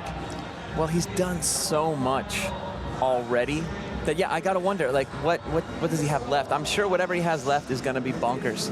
Well, I mean, the trick itself is one thing. I'm talking about energy. Oh. Like, he left it all out there on the course for me. He looked exhausted. Yeah, well, that's true, but he's 22 years old. I'm sure he's still feeling pretty good. He's got the Europeans behind him. You could probably chuck some honey and mustard on those shoulders and sell him as ham as well. He's got strength to burn, hasn't he? Oh, it looks like he wants his last trick on that simple session slant sub right there. So he's laid the 3 down. Just giving it a little bit of an eyeball there. Yeah, I mean, perhaps he just wanted to feel it out, feel how it was to 360 off it, and maybe throw in another variation. Just settling himself. finding the zone. It's one of the interesting things, isn't it, with BMX, seeing how different people get around a trick, whether they visualize it, whether they need to punch themselves into it. Oh my gosh. 720 out of the slant wedge. He's got a water bottle in his pocket. Just like, like he's riding home from the store and he's just gonna pop this 720 out of a slant wedge. Well, one of the really, if we break that down into basic terms, the curve or transition of the ramps helps you compress and explode out of a ramp and helps you create rotation. A flat bank like that gives you no return. You've got to create all the rotation yourself. He did phenomenally well on that. It's a testament to his strength. Yeah, he absolutely muscled that 720 around out of the slant wedge. That's a really creative last trick. I mean, we saw a lot of guys using the box jump, guys using the rails. The only other guy that's really tried anything out of that was Pat Casey with the 180 double tail up. So it's cool to see him use that. I didn't see it coming. I didn't expect that, but who was it earlier on who pulled the 540 out of that though? Oh, I'm sorry. Yeah, that was Max. Chuprina. Chuprina. Yeah, you're right. I stand corrected. Yeah, that was a pretty wild one. He threw that one down ridiculously casually as well, which is why it's easy to forget. Next up, last trick from Colton Walker. Triple tail, clean as you like. No matter what we say, though, that one's going to sit in the shadow of Irek Rizaev at the moment. It really is. Irek was a tough act to follow. Colton looking like he was just warming up with that one, though. His facial expressions really don't give anything away. Is he excited? Is he tired? Is he mad? Is he happy? Like, stone cold. Just keeping it on the down low. Get out of Richmond, New Richmond, Wisconsin, Midwest.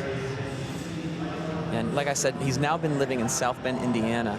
But I was talking to him prior to the contest, and he said that he's considering moving back to his hometown in Wisconsin because they might be building a big skate park there, and he wants to be a part of it and be a part of that community.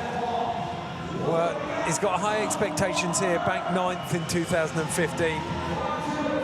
Oh! There you go. Just adding one more, doing the quadruple tail whip. Salutes the crowd. Wow, 4 tail whips on one jump. That's not, it's a tall box jump, but it's not that long. You don't have that much room, so you really have to get that thing around fast. 4 tail whips, spotting the pedals, which are painted gold in tribute to Dave Mira.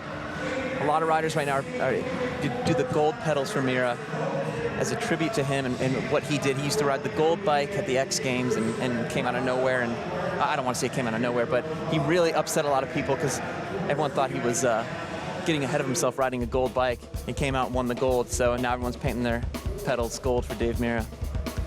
Hopefully it'll be a gold set of pedals in homage to Dave. Yeah. Take the win today. So while we watch the replays, there's that bar spin to crooked grind to 180, showing you the tech moves right here. I don't think he wanted that front wheel to touch. I think he wanted to stay in the manual. Here's another look at that bar spin to crooked grind to 180. Look at Irek just sending that triple whip up the step up. Oh, 360 double whip and just throws it right back. Here's that 1080. I don't know how, look at his, I don't know how he stays on axis like that. Spots the landing, comes in a little bit of a case, but still. And he's not running any brakes. No, he's not. Like, there's nothing he can do. He's on for the ride on that landing.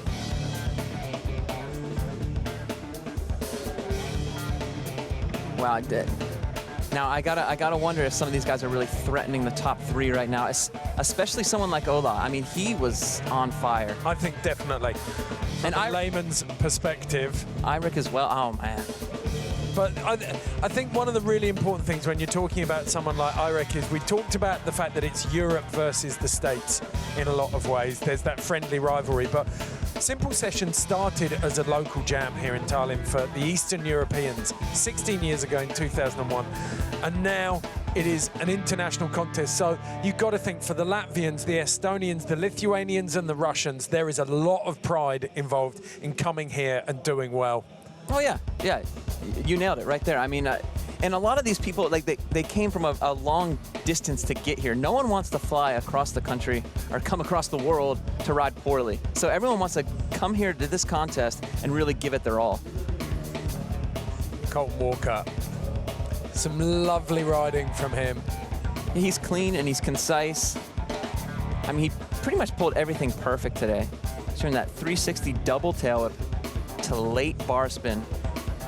So at the moment we've got Daniel Dhers sat in first, Courage Adams in second, Brandon Loupos in third, Broc Horneman in fourth. This heat has undoubtedly been one of the strongest so far. But where are they going to place? We've got Colton Walker, Sean Ricany, Irek Rizaev with his 1080s and his double tail whips to catch, opposite tail whip. There's utter madness, and Ola Selsjord, the Norwegian, who just rode insanely hard from start to finish. I thought, personally, I thought he was going to back off. I didn't think he had anything left to give for last trick, but here they are, the scores. Irek Rizaev has sent the crowd into raptures. The Russian moves into first place with an 86.60. 0.2 of a point behind him, Colton Walker. And then we've got Ola Selsjord.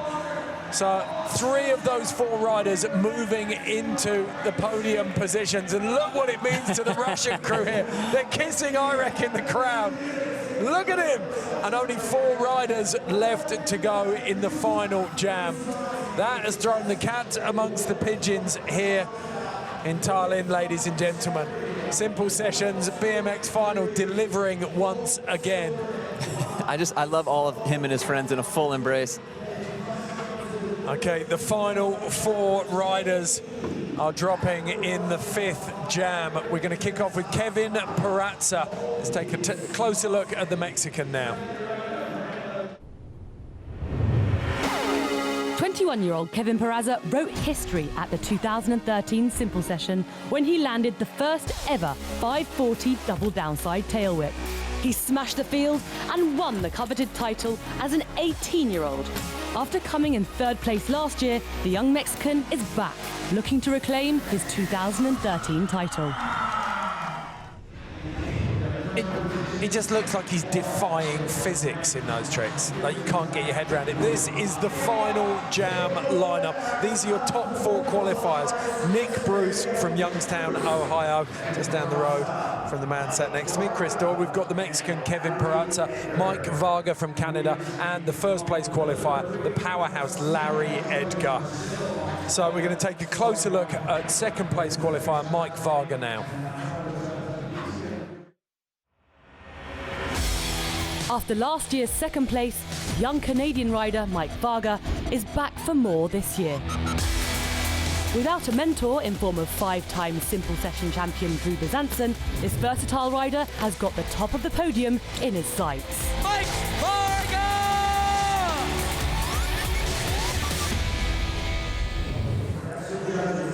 Okay, it would have been almost impossible to call the last round of scores, such was the standard, but I'm going to put you on the spot, Chris. Who do you think is going to really perform in this setup?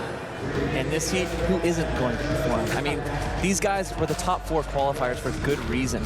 They did some of the biggest tricks. They were clean. They were consistent. They had creative lines.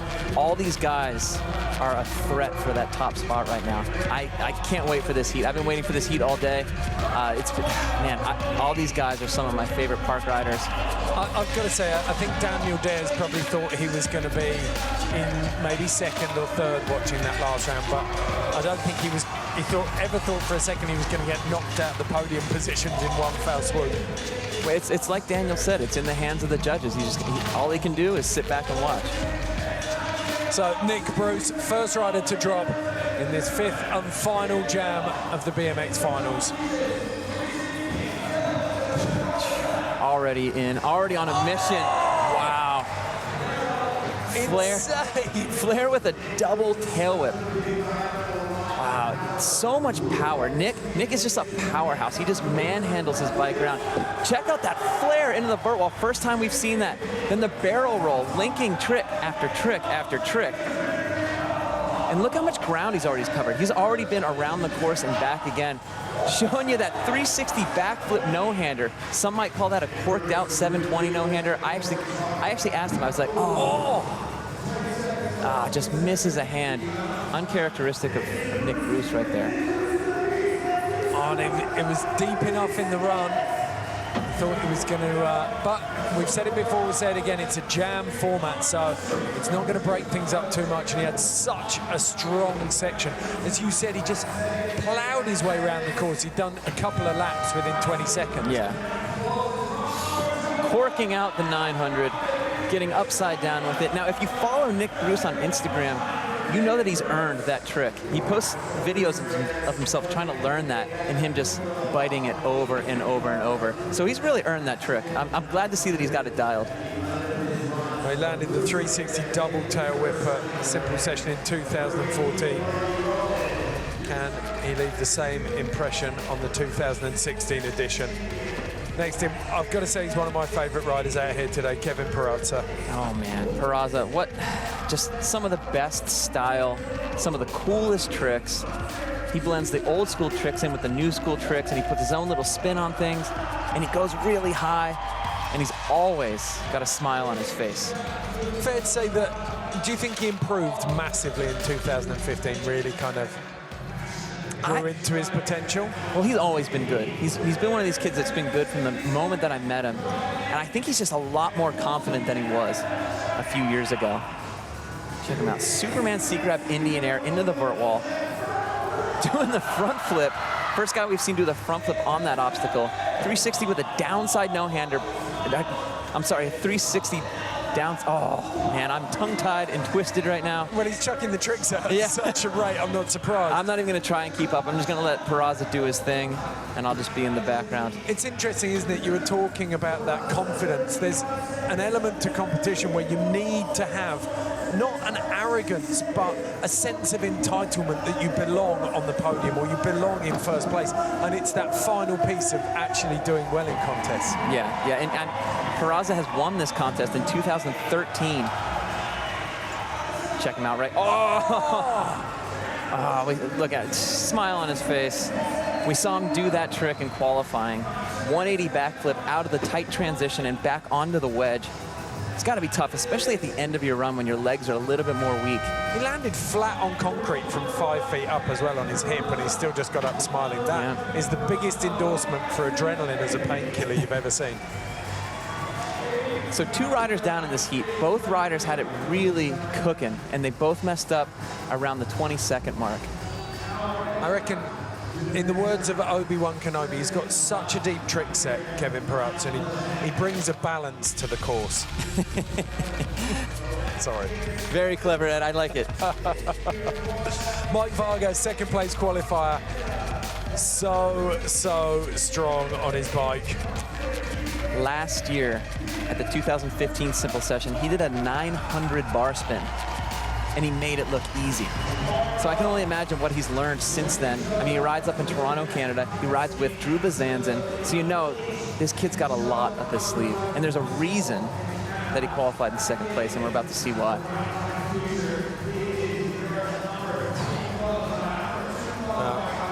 Bazanzin, 6-time winner of Simple Session. If anyone can give him decent advice on how to win this thing, it's Drew. Start things off on the box jump. 360 bar spin with a tail whip. And then he does it opposite. It's an opposite. Oh, man, I love the toothpick on the sub rail. We saw Daniel Dhers do the ice pick. That's the toothpick. That's when you use the front peg. And that is really, really difficult. 360 double tail up over the hip portion of the box. So you've got to get the line as well as the trick. And then transferring deep into the Estonian flag. Wow. 540 bar spin. Look at this. Mike Varga has been saving up his pocket money for these tricks. These are incredible. That was the best use of the gap to slant wall that I've seen. Absolutely on fire right now. Oh, and you're just going to do a tail whip toe jam in the middle of your run like that. Just to piss everybody off, huh? This is so, like, we're getting a glimpse here of a bottomless bag of tricks. Mike Varga literally playing lotto, like stick it. It was like some kind of lucky dip, just putting his hand in the bag and seeing what trick came out. He's not even breathing heavy right now. It's just unfair. That is an enormous amount of pressure on Larry Edgar now. Mike Varga has built a huge statement of intent there. And if Larry Edgar thought this was going to be some kind of walk in the park, he's got to think again. Well, everybody at home, get ready, because this is going to be fun. Larry Edgar spends more time in the air than any other rider that you'll see today. He can do all the really hard technical tricks that we've seen from everybody else, but he chooses to take a different approach. I asked him the other day, I'm like, how are you going to ride this course? He goes, Chris, I'm just going to go as high and as fast as possible. That's all I want to do. And when he said that, it put a big smile on my face, because that's the stuff that I like to see. That's the stuff that everyone likes to see. Oh man, this is gonna be good. It's a really simple recipe, and as anyone who likes penne arrabbiata knows, simple recipes are the best. Oh yeah. Pasta, tomato sauce, garlic, basil, olive oil, and chilies. You've got one of the best foods in the world. A bike, someone with an enormous amount of skill and courage and a lot of speed, you've got a great recipe for a BMX run. Everybody at home, just keep an eye on the speed and the height, because it is about to be on. It is Muhammad Ali's BMX run right now. Sting like a butterfly, float like a bee. That was a huge tabletop to late tuck no-hander. Oh. Look how hard he's cranking in between jumps. My goodness. Just quickly popping it up onto the wall above the Estonian flag. Pulling out a couple of rails for good measure. That was an opposite tail whip on that bank. Sorry, I had to catch my breath. Wow. Remember, this is just the first run of the final jam.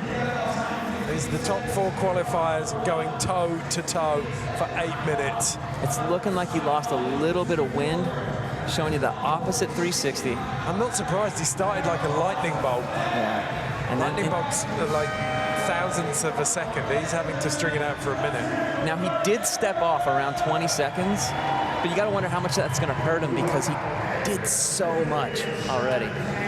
Again, it's just that judge meltdown, isn't it? They've just seen 4 incredible but completely different runs. How on earth do you put them on the same score sheet? Well, exactly. You got Matt Hoffman up there, the guy that is responsible for the birth of Big Air. So you know he's got to have a special place in his heart for a guy like Larry that just wants to go as high as he possibly can. But then you got this guy, Nick Bruce, who wasn't that far off in terms of the altitude.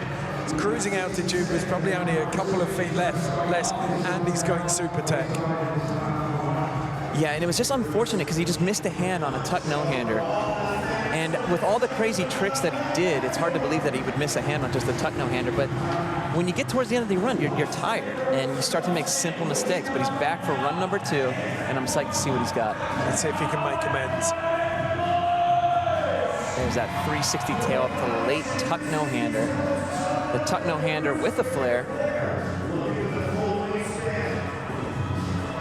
Doing it for Youngstown, Ohio. I met him when he was a young kid at Section 8 skate park. He must have only been about 11 years old. And it's awesome to see how far he's come and the person that he is now. He's a great, great bike rider, but he's also a really nice guy. Not the most important factor. Oh, there you go. What, you don't have a front flip on the menu? Well, could you prepare it in the kitchen? Yes, of course we can, sir. We've got one. And that's the new school way of doing front flips. It's not like how Matt Berenger used to do them back in the day when he would just push through the lip. A lot of guys will come out and look forward and then just tuck the knees and flip it forward. There's that flare. That's an opposite tail whip that he throws in the flare. So again, it's that left-handed analogy. It's like trying to do anything with your left hand in the middle of an inverted spin on a polished bit of chrome that's trying to puncture your body. Yeah, it's hard. So Nick Bruce, second run there. I think it's fair to say that he didn't leave anything in the tank. He's left it all dripping all over the course there. Yeah, and I got to say that that second run was significantly better than his first run. Irek Rizaev, current leader, will be twitching nervously in his seat. There's a famous soccer manager in the UK called Alex Ferguson who calls this twitchy bum time. Squeaky bum time, I should say. Well, Peraza is cranking towards this transfer. Superman seat grab Indian air, just a classic trick done by classy guys like TJ Lavin. There's that 360 downside tail going backwards on the box. Superman front flip! Oh, man. What? If you've never seen one of those before, it's like presenting all of your major organs to the landing and then trying to tuck them away as quickly as possible before. Gosh, he was so extended before bringing that front flip around. I cannot wait to see the slow-mo on that. It literally looks like he's going for a belly flop. Oh, then he gets tangled up, bouncing out of the rollout. Still smiling. Yep, still smiling. Oh, his bar's moved. Unfortunate. Not really well. Look at what he's been doing with them. Yeah, he's just out there jibbing now. Okay, so we just had word from the corner of the course. Mike Varga has removed his brake cables. What does that mean, Chris? Well, I got to see what he's working with right now. I mean, he was running a gyro setup, and a gyro setup allows you to spin your handlebars without the brakes locking up. If you have a brake cable, if you spin those bars, everything locks up. Okay. They've just come back to us again saying that he's taping them up. Okay, well, it believes we've been misinformed, and he's actually just doing a little brake maintenance. Because sometimes, I mean, things go wrong. Like if you have to let your bike go, then, you know, malfunctions do happen, as we just saw with Kevin Peraza. So you got to make adjustments as it goes. The pace and intensity of this final, you can understand that the bikes are starting to give out. This is on another level right now here in Tallinn. 360 double tail with the bar spin. Oh, and he just comes out of the back of that truck driver. You got to wonder if that has anything to do with the malfunction of his bike or if he's just tired. Because his first run was absolutely stellar. Well, it is a jam format, so he's not going to get marked down per se for the slam, but he needs to be able to ride at 100% for the rest of this jam if he's going to keep cranking up the scores. Gosh, and the creative use of that gap to flat wedge is just really cool. He 180s on, does a full cab all the way on, and then just pulls it back in.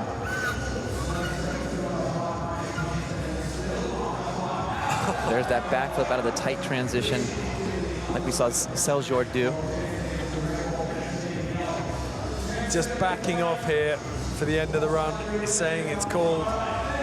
Got to wonder how much of a role that bike malfunction played in the end of that run. If you're right that it had gone wrong and it messed him up on the jump boxes. He only got 2 laps through those, if memory serves. Yeah, sometimes those brakes can drag on your back rim and it just slows you down and it makes things a lot more awkward. Okay, so it's the last of the runs. One for the ladies there, a little glimpse of the ridiculous 8-pack. Larry Edgar sporting. Larry likes to take good care of himself. He spends time in the gym. And you can see by the way he pumps. I mean, he's got a harder pump than anyone I've ever seen. Look at the speed he carries through there. That is an opener, then pre-jumps. Oh, what's he doing here? Look at this. Oh, my God. Oh, my God. You talked about that. I was pretty sure we were going to see that as last trick, but he's pulled it out as one of the big openers of this run. Folks at home, he did that in practice. Not as high, but he did do that. Well, he's not taking no for an answer. He's coming back for a second bite of this one. He's right back in there. Pre-jumps that ramp, pumps off the landing side of it. Oh, he's the only guy we've seen do that transfer. Well, how on earth did he didn't meet the transition where he wanted to, I don't think. He picked up a completely different transition. It's only about a foot or 30 centimeters long. Ed, I have no idea. The kid can do whatever he wants. He's kind of, he landed on the gray section. That's what it was. I was thinking the same thing you were. I was like, how did he stay so smooth on that? But yeah, he must have just caught the edge of that gray. So not all of that quarter is blow.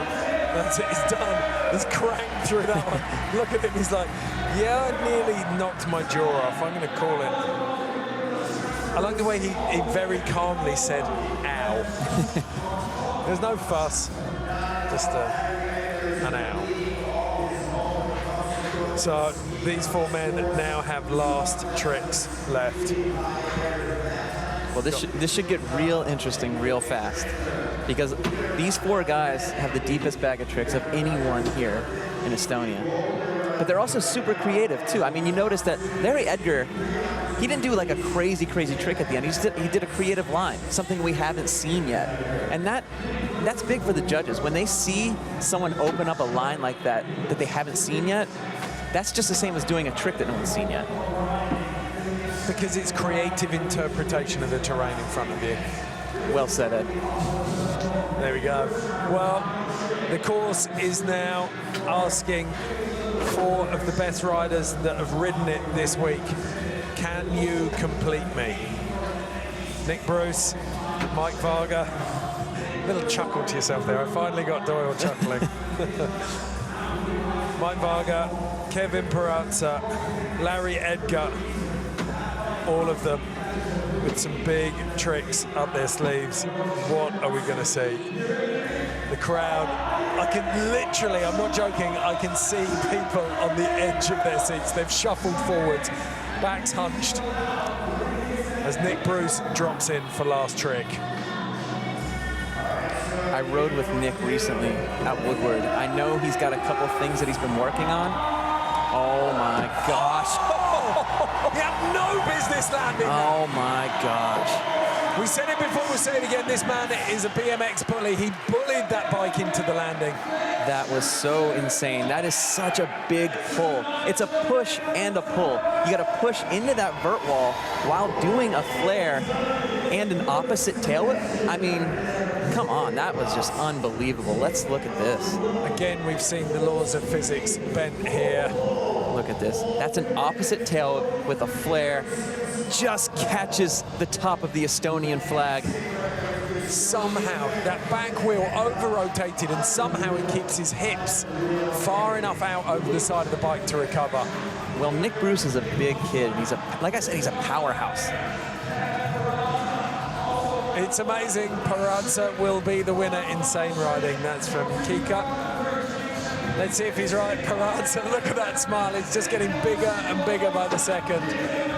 How can someone in such a high-pressure situation be this relaxed? Just soaking up the good vibes, shaking his head and making his way into the course. What have you got for us, Kevin? Oh, I see where he's going. I mean, he's going to try and nose wheelie up that slant wedge and then spin out of it. 180, 360, I'm not sure, but Peraza is always full of surprises, so I can't wait to see this. Okay. Once again, I am reliably informed that Chris Doyle's crystal ball is in perfect working order, so... Well, I'm just basing this on knowing what kind of stuff Kevin does. Who knows? He could come out of left field and do something I don't even know about, so... Nose wheelie to front flip? Well, anything's possible at this point. I believe that entirely on the strength of what I've seen over the last 2 hours. There it is. Oh, what? Jeez. The angle he hit that.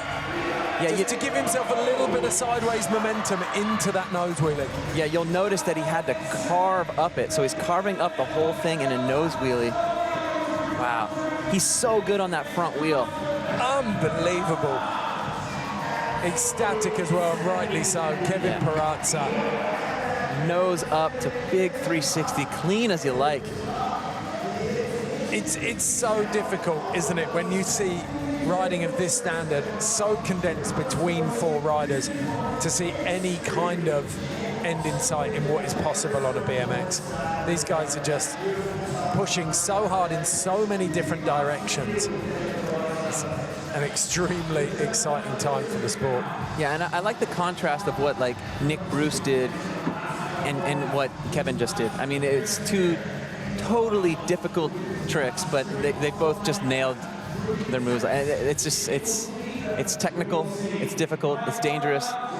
Roll it back though and compare that with the last trick from Courage Adams and the point that you made that we have seen so many different facets of BMX in the same contest today. It's to be celebrated. Well, the best city in the world, diversity. I'm sorry, folks. I thought that was an old wooden ship. Wow. Oh! Mike Varga. How did he get away with that? Jeez. How is that back wheel not flat? Wow, 540 bar spin, catch bar spin, caught the coping and still hung on to it. Here it is, 540. Bar spin, catch bar spin, coming in a little short, muscles it through. Wow, that was awesome. You know what? His weight was so committed over the bars there, his body weight wasn't thrown out once the tire jumped.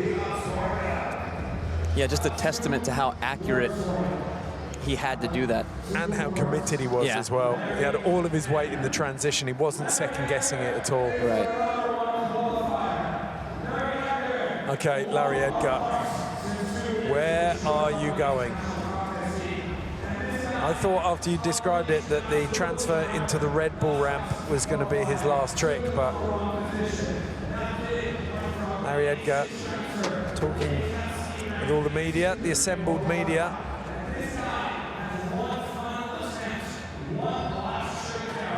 Well, I'll be interested to see this. This is, you know, it's going to be something different than what we've seen so far. Quite a few people on their feet in the front of the stands now as Larry calls on them to dish up one final round of motivation. Couple second row up on the right though. Very reserved with their appreciation.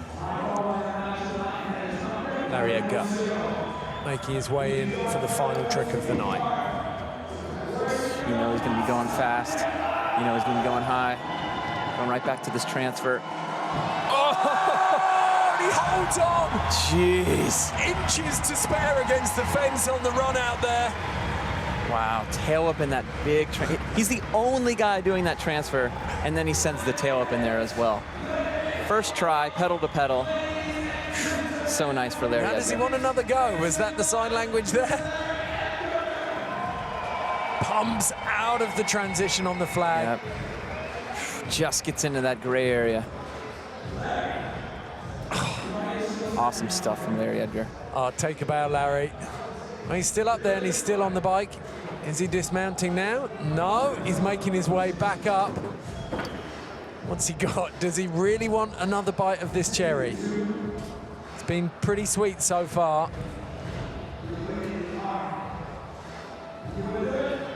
Well, it looks like he's talking with the announcers, maybe trying to get some other people to move, or maybe wants another attempt at something. Daryl now and Andy Zeiss just explaining what Larry Edgar's up to.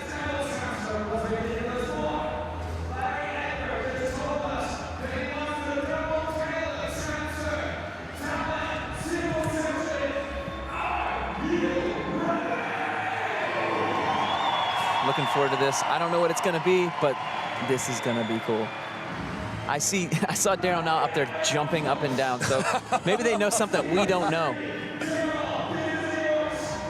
So he's hitting the same line, cranking in. Oh, and he's shaking it off. Just rocked his head real good right there. He's all right, he's up, he's moving. Said it before, and we'll say it again. If you want to dance, you've got to pay the band. I'll tell you what, Larry Edgar's had a hell of a dance today. Look at that, still smiling somehow. Well, it's a very mature decision of him just to ride it off and not take another attempt at it. Because after you hit your head like that, it's smart just to call it. Because, I mean, God forbid you hit your head again and then you have problems. But, like, a mature decision by Larry to shake that one off. Definitely the right decision. Here we go. Some of the replays from this, quite frankly, mind-melting final jam. Nick Bruce is the first rider in. Yeah, showing you the front flip over the box jump, showing you the downside tail whip flare. That's an opposite tail whip form. And then this, even bigger. That's an opposite tail whip with the flare and that huge transfer. So the flare is the rotation, the tail whip spinning the bike round under your feet while you hold on to the handlebars. 360 backflip with a no-hander. I didn't realize when we were doing this that how much time he actually spends upside down, kicking the bike around. Oh, but he's so dialed. Look how high he landed on the transition. This one was just incredible because not only is it a really hard trick, but he's got to line it up in that transfer. Yeah. And here we go, Kevin Peraza. There's that 360 downside tail up backwards on the box. Oh, this is the one we were looking at. Oh. He's just loading the rotation. The longer he holds that, the more he can really ball it up and throw into the rotation. I didn't realize his back was so flexible. Look at The this. soul arch. He wouldn't look out of place at sunset on a 10-foot longboard. I love this. The nose wheelie up to clean 360 off of that slant wedge. Mike Varga, 3 downside tail up to late bar spin. This was just insane. Bar spin 540 as a prequel of what was to come later on in Best Trick. I feel with Varga, like there was a lot of showy elements to both Bruce and Peraza's riding, but Varga just gets on with it. It's super tech and it's super clean. Yeah, he hits his trick and he keeps it moving. And for the layman, it's harder to understand what he's doing here, but it's absolutely incredible. Yeah. I love that bar spin catch, bar spin 540. That is just something else. I mean, there's the single, but he also does that with another one. And this is one that he just chucked into the middle, the toe jam whip. Yeah, he just wanted everyone to know that, yes, he is that good. Little Larry, check out the table. To late tuck no-hander. He's about 100 feet off the ground there. Insane. Tuck no-hander to late table 360. Just, everything he does big. And it's not just that easy to crank that little bit harder. Like every ounce of your body is telling you, you don't need more speed. We're going fast enough. And yet he'll stick another crank in, he'll pump that little bit harder just so that he can get another couple of feet out of that air. Oh yeah. I love it. Just the 360 tuck no-hander to late table. That's just it's just a classy looking combo.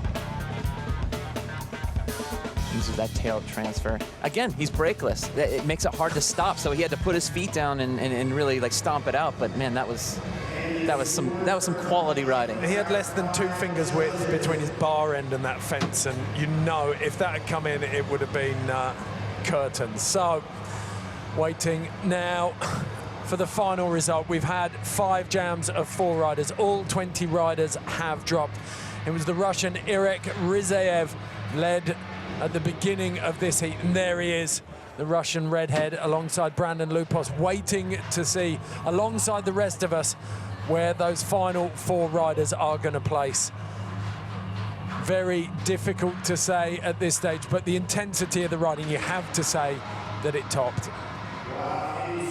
So the result, we can now see the judges starting to look up from their screens, up by the MC. So here it is, all 4 riders make it. Kevin Peraza is at the top. Wow. Nick Bruce in second, Mike Varga in third, Larry Edgar, unbelievably, in fourth. But Irek Rizaev, confirmation of that result, will take 5th. But look what it means to Kevin Peraza, the Mexican in raptures on the side of the course.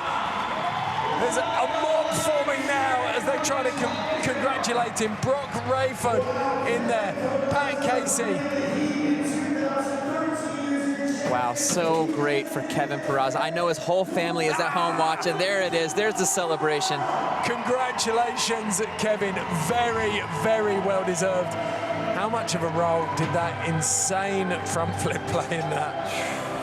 I think it was just everything that he did. Everything he put together today was just made a combined score of what we saw. First place for Kevin Peraza, that's awesome. I want to give a big shout out to the whole Peraza family at home watching. He's got a lot of his family rides. His dad rides, his brothers ride. So you know that they're at home and they are psyched. Well, rightly so. I mean, the standard of riding that we've just witnessed for the last 2 hours was, quite frankly, phenomenal. And it's not just about those last 4 riders. They were all incredible, but we've had 20 incredible riders leave blood, sweat and tears out here on the course. It's been a phenomenal day of riding here at Simple Session 16. And that man, Kevin Peraza, has come out on top. So this would make him a 2-time Simple Session winner.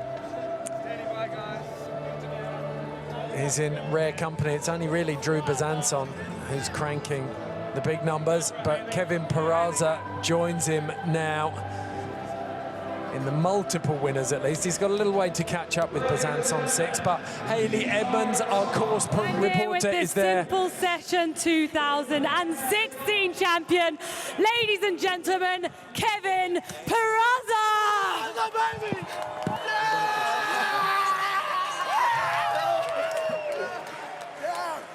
I don't know. What can you say? You know, I'm blessed the whole time I was riding. I remembered, you know, kid from Arizona's on the other side of the world doing what he loves. I'm with all my homies, all my family, you know, everyone watching back home. I'm super blessed. Thank God we all finished safely, you know. Now let's party. Let's hang out. I don't know. You won it here in 2013. You came here and you've taken your title back today with a run that impressed the judges, impressed the riders. Everyone was blown away. You're a tricks machine, Kevin. Just take us through your run, how it went for you. I don't know. Just like I said, good times. You know, I just did what came to me, and then just did a little bit of me, and then just enjoyed it. You know, enjoyed the whole time, and just made sure I have that on my mindset of just having fun and trying to go home safe. You know. Absolutely, and I also get the impression that you think of the crowd. You're a crowd pleaser. Can we say that you're thinking of the crowd when you're out there riding? Yeah, of course. You know, everyone's out here for a good time. Like I said, you know, the crowd's here to see fun stuff. You know, if I can show everyone how much BMX is, you know, means to me, and if I could just make everyone else enjoy the night just like how I am, then I'm doing something good. You know what I mean? You put on a show, Kevin, and you are our 2016 Simple Session champion. Thanks a lot, and congratulations. Great, thank you.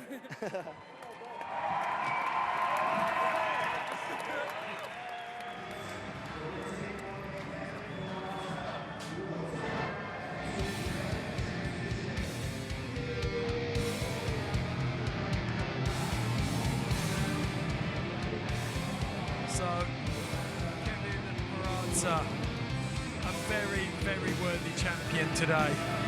Chris, how do you feel about his riding? I mean, it was majestic. Yeah, I think it's a well-deserved win. I think he did all that he needed to do. The final trick was a banger. Left it all out on the course. But it's been, I think we've got to send a massive shout out to the judges. We said it all the way through the commentary. They had one of the hardest jobs today, splitting up so many different styles of riding and putting them all on the same score sheet. Yeah, not an easy job. I'm so glad I was not a judge, but yeah, kudos to those guys for getting it right and for getting everyone in the right position. Okay, well, you can see there the guys are looking for the confirmation of the results. Kevin Peraza in first, Nick Bruce in second, Mike Varga in third, Larry Edgar in fourth, and then the Russian down there in fifth, Irek Rizaev. A massive day for him and for all of the locals here. Yeah, came out of nowhere, really represented Europe to the best of his ability. He did such a good job. A lot of never been done before by him. Really awesome to watch him ride. Okay, well, it's now time for that most wonderful of contest moments, the champagne moment. Ladies and gentlemen, please make some noise for Mr. Mike Varga!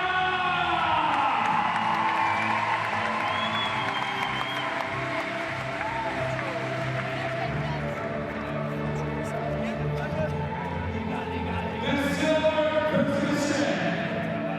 Ladies and gentlemen, second place in the Sweet 16 Simple Session. Make some noise, talent! So, in second place, Nick Bruce. He had two absolutely cracking runs. Very, very consistent, incredibly technical. So proud of Nick. I mean, he's a semi-local kid to me, so it's good to see him out here and make the podium. Well, you backed him as well from the start. I've got to say, I was coming coming into this fairly blind, but on personality alone and the way I've seen him ride, I desperately wanted Kevin Peraza to win. Well, it was a well-deserved win. Here you go. Kevin Peraza doesn't get any champagne, instead he gets soaked.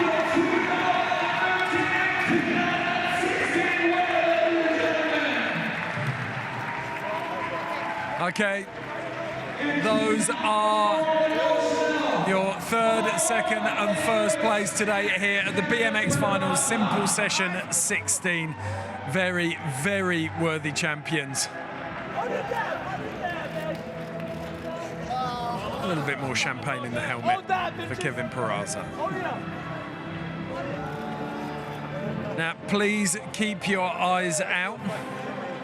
We've got a big event coming up for Red Bull and for Red Bull TV.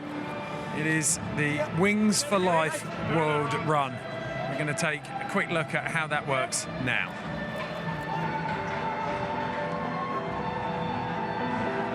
Ever wanted to know what our athletes do in their free time? Well, quite a lot of them spend their time running. Why? Let's see. On May the 8th, 2016, the world will once again run for those who can't. On 34 tracks across the world, people will try to stay ahead of the catcher car, which sets off every 30 minutes after the runners have started. The race is over when the last runner is caught and finishes. So, if you're in, you can watch it live on Red Bull TV. I promise you, it's a phenomenal spectacle. I had a friend who did it last year and tried to hide his transponder on someone really good. Didn't work out for him, thankfully. It has been a fantastic day here at Simple Session. Your first experience, Chris, did it live up to your expectations? It lived up to the hype. It lived up to the expectations. I will definitely be back. And I think we got exactly what we were looking for. It wasn't so much Europe versus North America. It was far more about street versus park and celebrating every facet of BMX. A fantastic day here at Simple Session 16. Chris, thank you. From myself, it's been a pleasure. We'll see you next time.